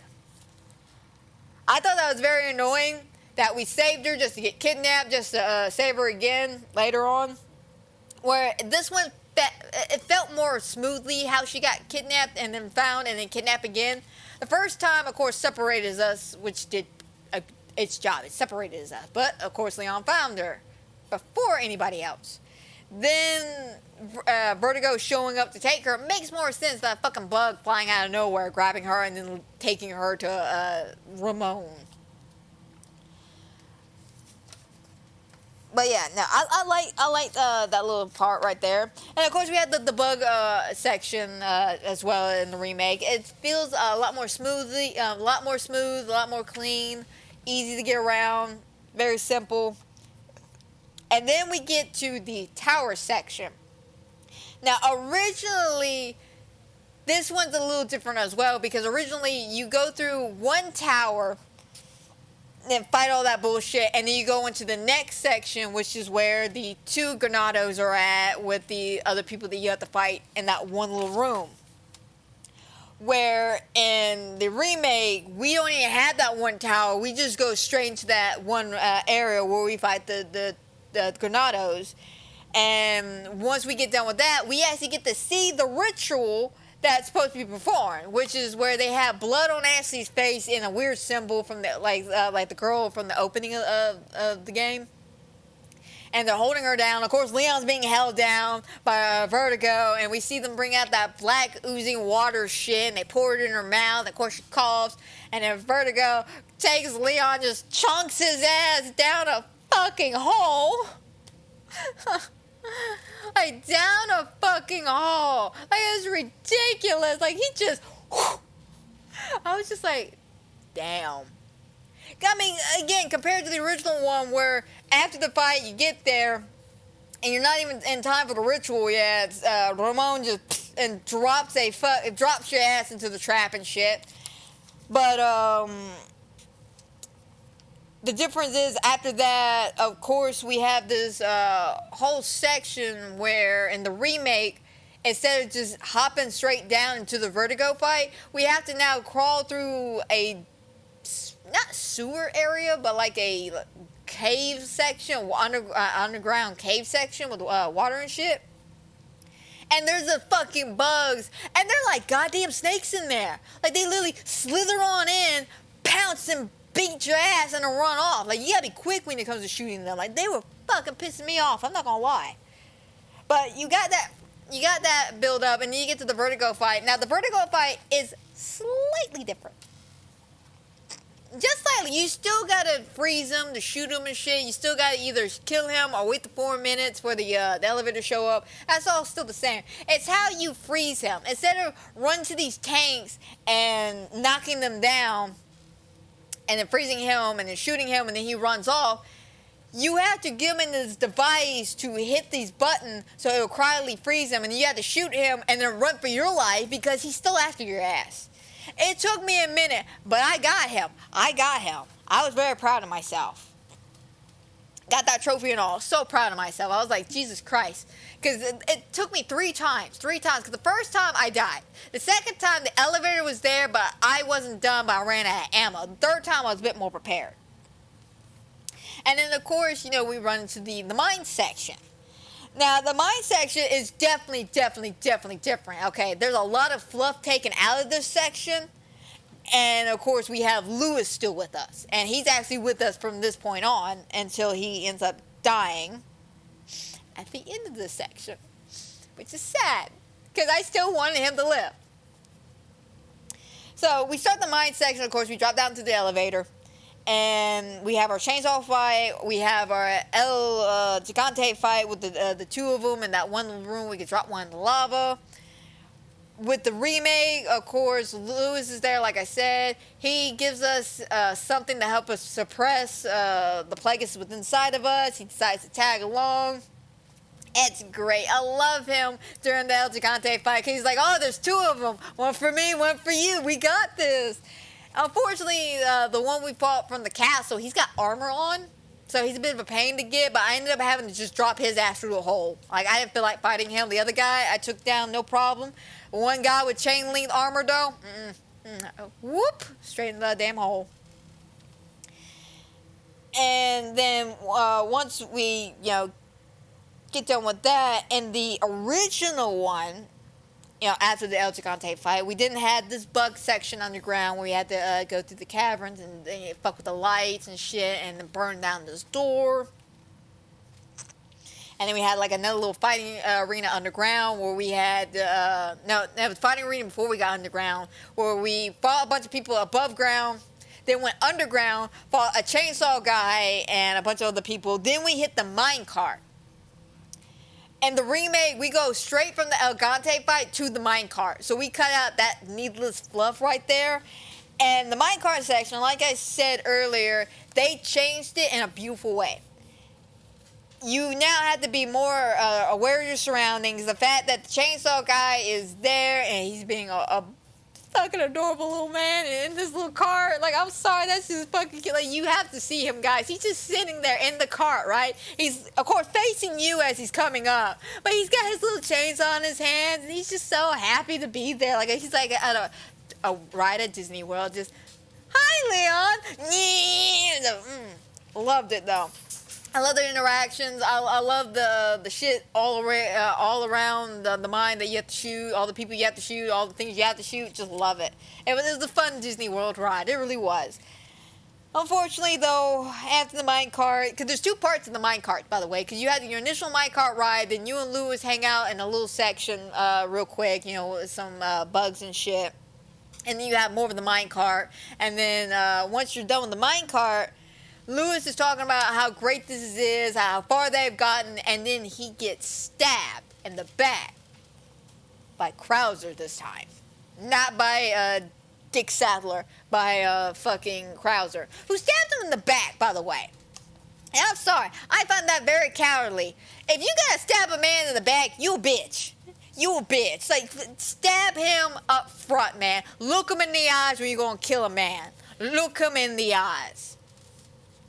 So remember that, guys. Y'all ever want to kill me, make sure you look me in the eyes, because I want you to always remember me in your soul. A lot of y'all now just contemplating murdering me. I can tell it now.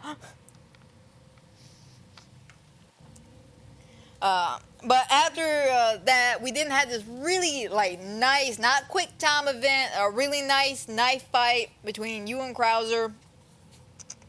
We get a little, of course, a little dialogue.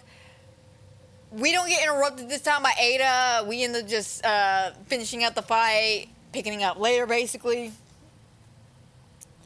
And then this is where, yet again, we get a little different, because after the minecart section here, and then the original one, we then had the moving statue scene where we go to the next tower and we got the fucking statue that's moving his hands up and down, and then he ends up chasing us and we have to get to the clock tower and shit. Yeah, they cut that section out to a degree, where basically now after we get done fighting Krauser, we then go to the clock tower. The clock tower now has the statue in there, and he's just breathing fire and his head's moving and shit, so it ain't that stupid or a big deal. And then we had the Ramon fight after the end. After we get all the way to the clock tower and shit, still the same bullshit, trying to get up there, being shot at, being dropped down, that fucking elevator that can't hold diddly squat and weight, all that shit's still there. And with the Ramon fight, I will say, it looks badass. Like, from the 2 times I played it, because like I said, the first time I did it, I just wanted to get a sense of feel of the new arena and shit, so I ran around, got killed really fast. I'm not gonna lie, I got killed really fast. The second time, I grabbed the rocket launcher, blew his ass up, instant death. It was game over right there. I'm not even lying. I'm not even fucking lying. I pulled that stun again. Well, I straight up just grabbed the rocket launcher, game over. Went on to the next section. Which, again, that section is still pretty much the fucking same after the fight. But I think I glossed over it, but let me say it again. The fight scene with Ramon, completely different. It's more open. He's now bouncing around. He's spitting shit at you. He's fucking, like, moving around. And it's like, it creepy. It creepy because the dude's, like, bouncing all over the fucking walls. And he's not just staying put and moving left to right. Like, it's really, really creepy. But yeah, it's after that, of course, you know, we go downstairs. We find the boat. We meet Ada. Of course, you know, everything's good and grand with Ada, and as per usual, she dips the fuck out. We have our island section at this point. Of course, we get our original phone call from Sadler taunting us about all this shit. Much of the island section, not a lot of it's changed. Like I said, most of the change I noticed came from the mine section where they cut out a lot of the fluff.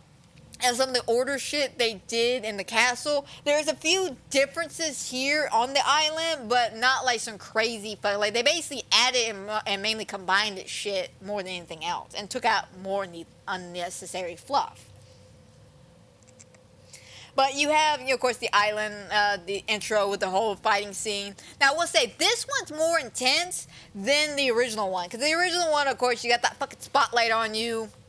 You gotta go around and, of course, shoot all the enemies and then move the lasers around so you can open up the door and shit. And the remake version of this, you actually have these lasers. You have to fucking move that. It had nothing to do with the door, I'm assuming.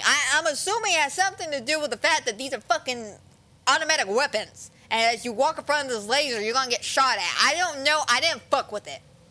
All I did was just move them out my way. I didn't, like, attempt to walk in front of it and see what happens. I should have, though, just to see, but I did not. But it's more intense, especially with the brute that shows up. You know, the guy with the hammer, now he shows up with a fucking machine gun. It's really, really ridiculous. But, you know, we also got a guy with a fucking rocket launcher that shows up at some point. It's very intense trying just to get inside the laboratory compared to the OG one, where it was more annoying than anything else. And this one, much more intense. We still got the oven jump scare, but it doesn't show up as early as it does in the original one, where it happens as soon as we walk in, basically. I think it's later on. You're still alone, but I think it's like after you get inside and you're doing something. I think it's after the key card thing, I can tell you that.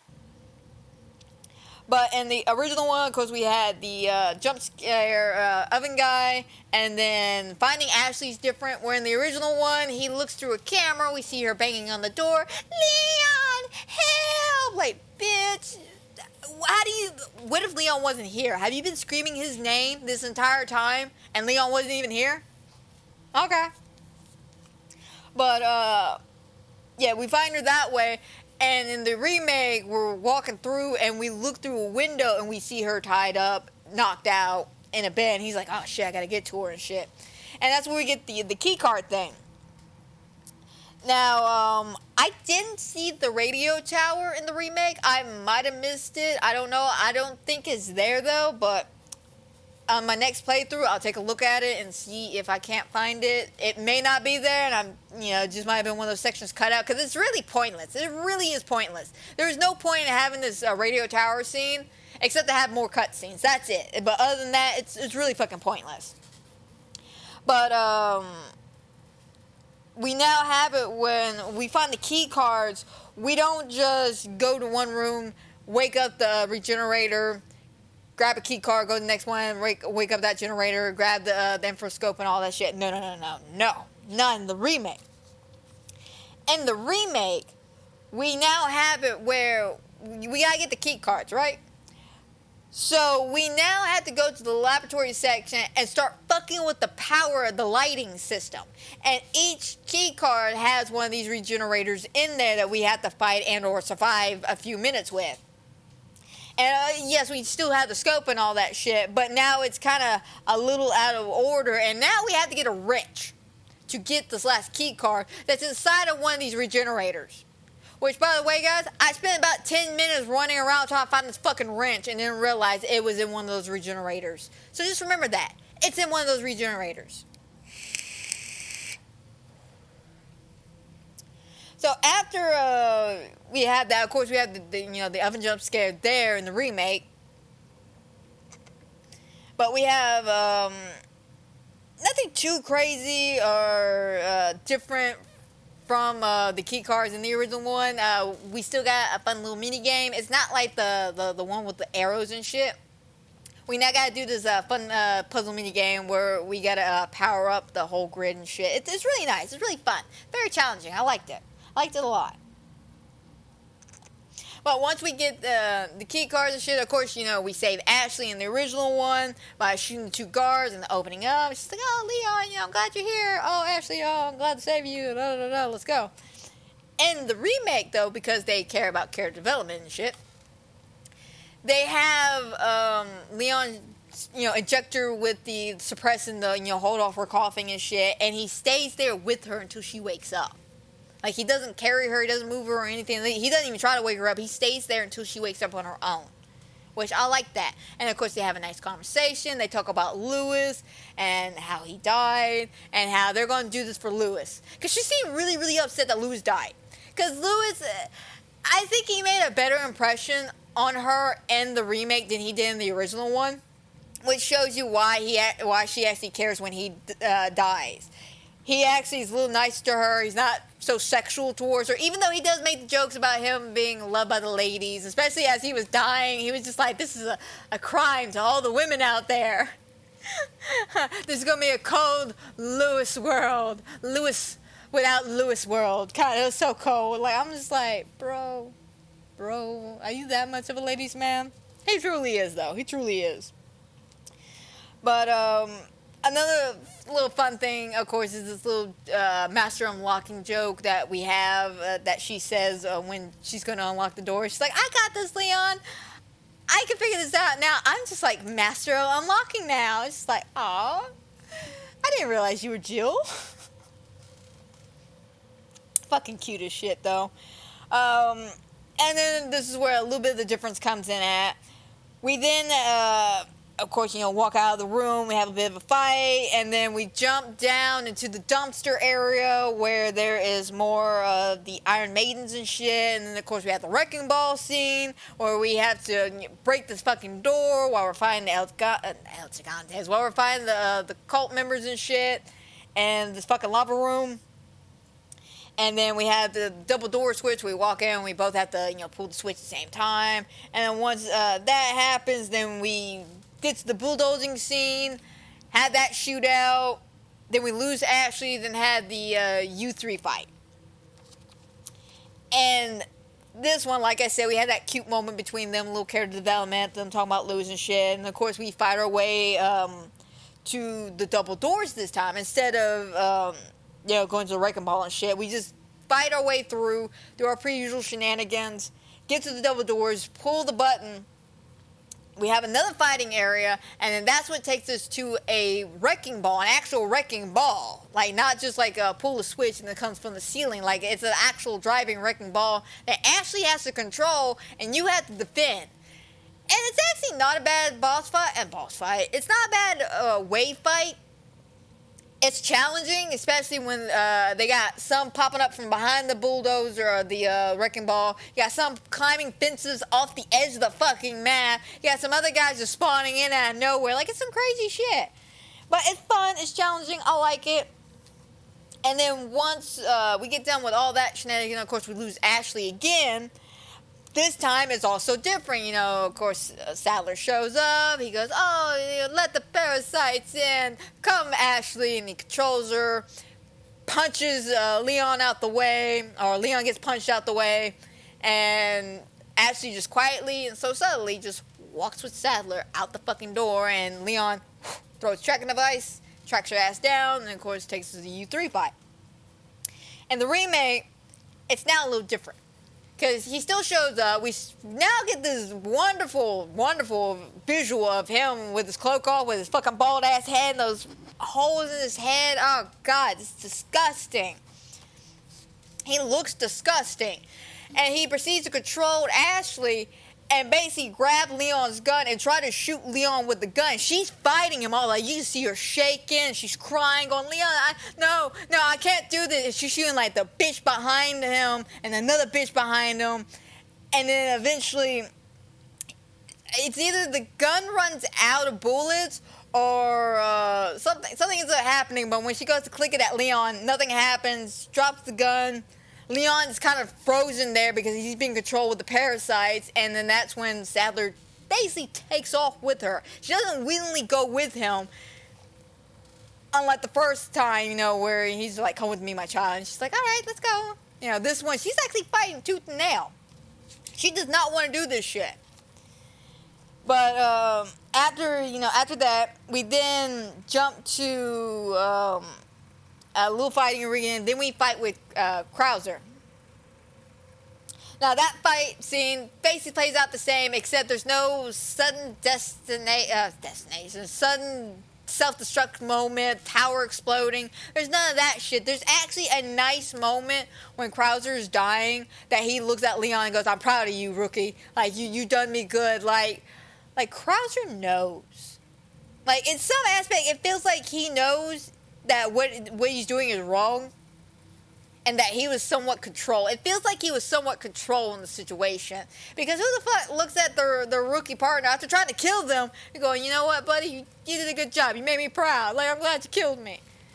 But I like that bit of a moment, that bit of dialogue. I'm definitely gotta dive more into their relationship for sure, because it's just that scene is just so sweet. It's so sweet and it's sad. I actually felt bad for killing Krauser. And the first time, I ever killed him, I was like, fuck you, asshole. As I'm stabbing his corpse and shit. The timer's clocking down, telling me I gotta leave. I'm just stabbing the shit out of him. And this one, I'm like, damn, that's a nice guy.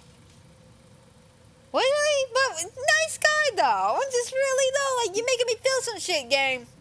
Make me feel some shit.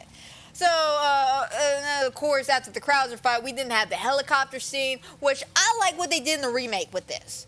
I will say, the original helicopter fight scene, ridiculous. It's ridiculously hard. It's ridiculously hard to the point that I want to pull my fucking hair out because I cannot stand those fucking fight scenes. One of my least favorite fighting waves. Excuse me, what?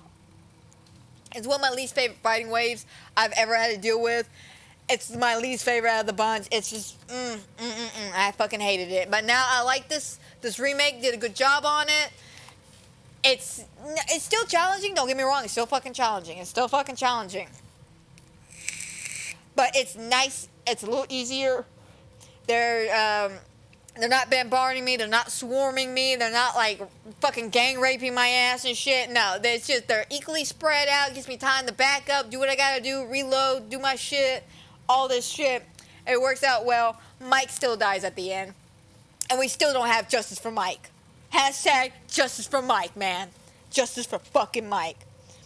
But the difference is after the whole, Mike crashing and shit, which that scene in itself was a little different as well. Instead of a rocket launcher coming out of fucking nowhere and him just crashing down, we actually get this intense scene of him being shot with a rocket launcher and him trying to keep control of... No, he wasn't shot with a rocket launcher. A bunch of those fucking bugs came out and started attacking the helicopter.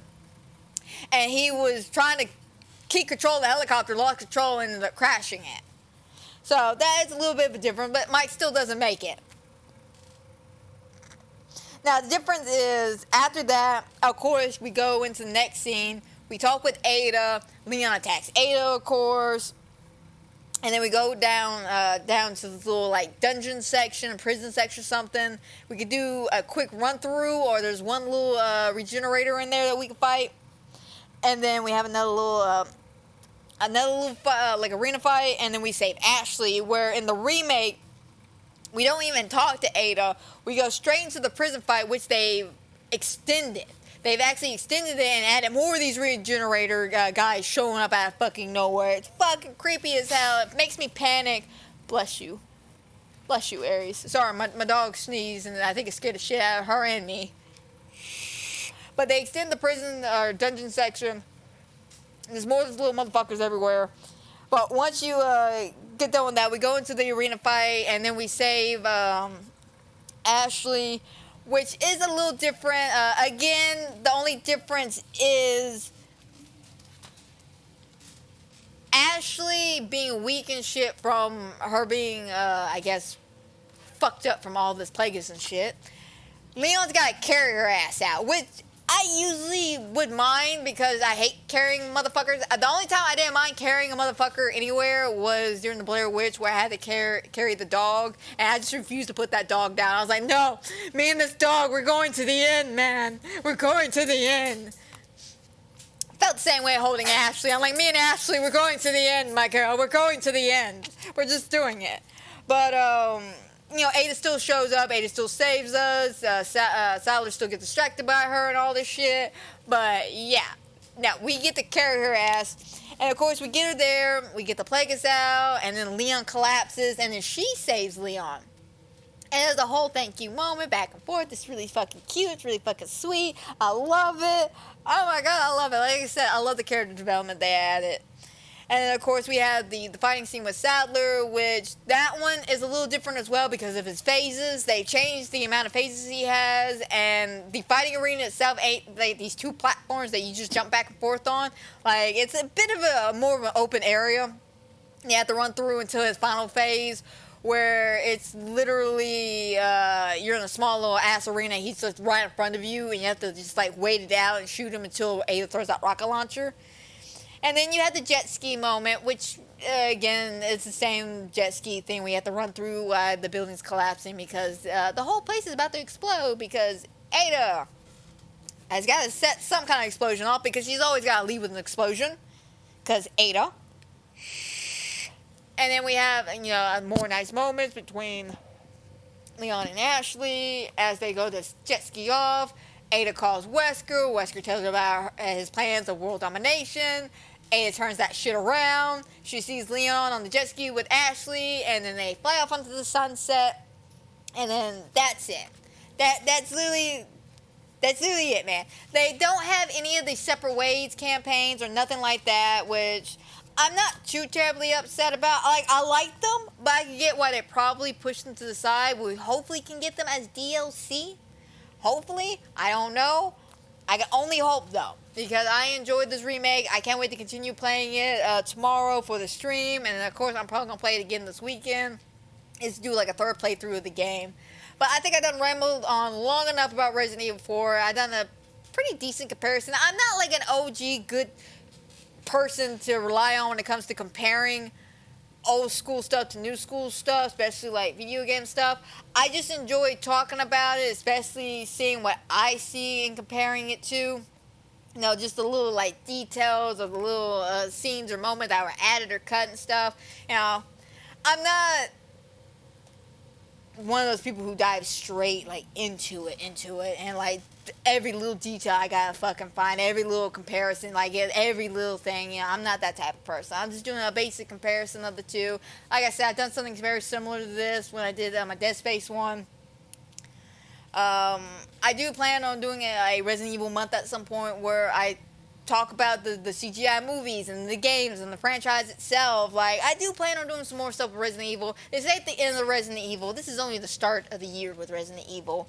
But we'll go ahead and end this podcast here. I hope everybody who has watched, is watching, will watch. I hope you enjoy. I hope everybody has a fantastic and a wonderful night. And if you watch this video on YouTube, Spotify, Anchor, wherever, please give this video a like, subscribe, and follow, because you never know what fuck shit's gonna happen here. Trust me, I never fucking know. I try my best to keep you all up to date with everything, but y'all know me.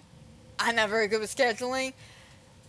I'll keep y'all up to date about what I'm going to do with the whole Twitch thing, whether I'm going to move to YouTube or just keep it as Twitch for streaming, YouTube for this videos. We'll have to see. But that's a story for another day. So until then, my friends, y'all take care.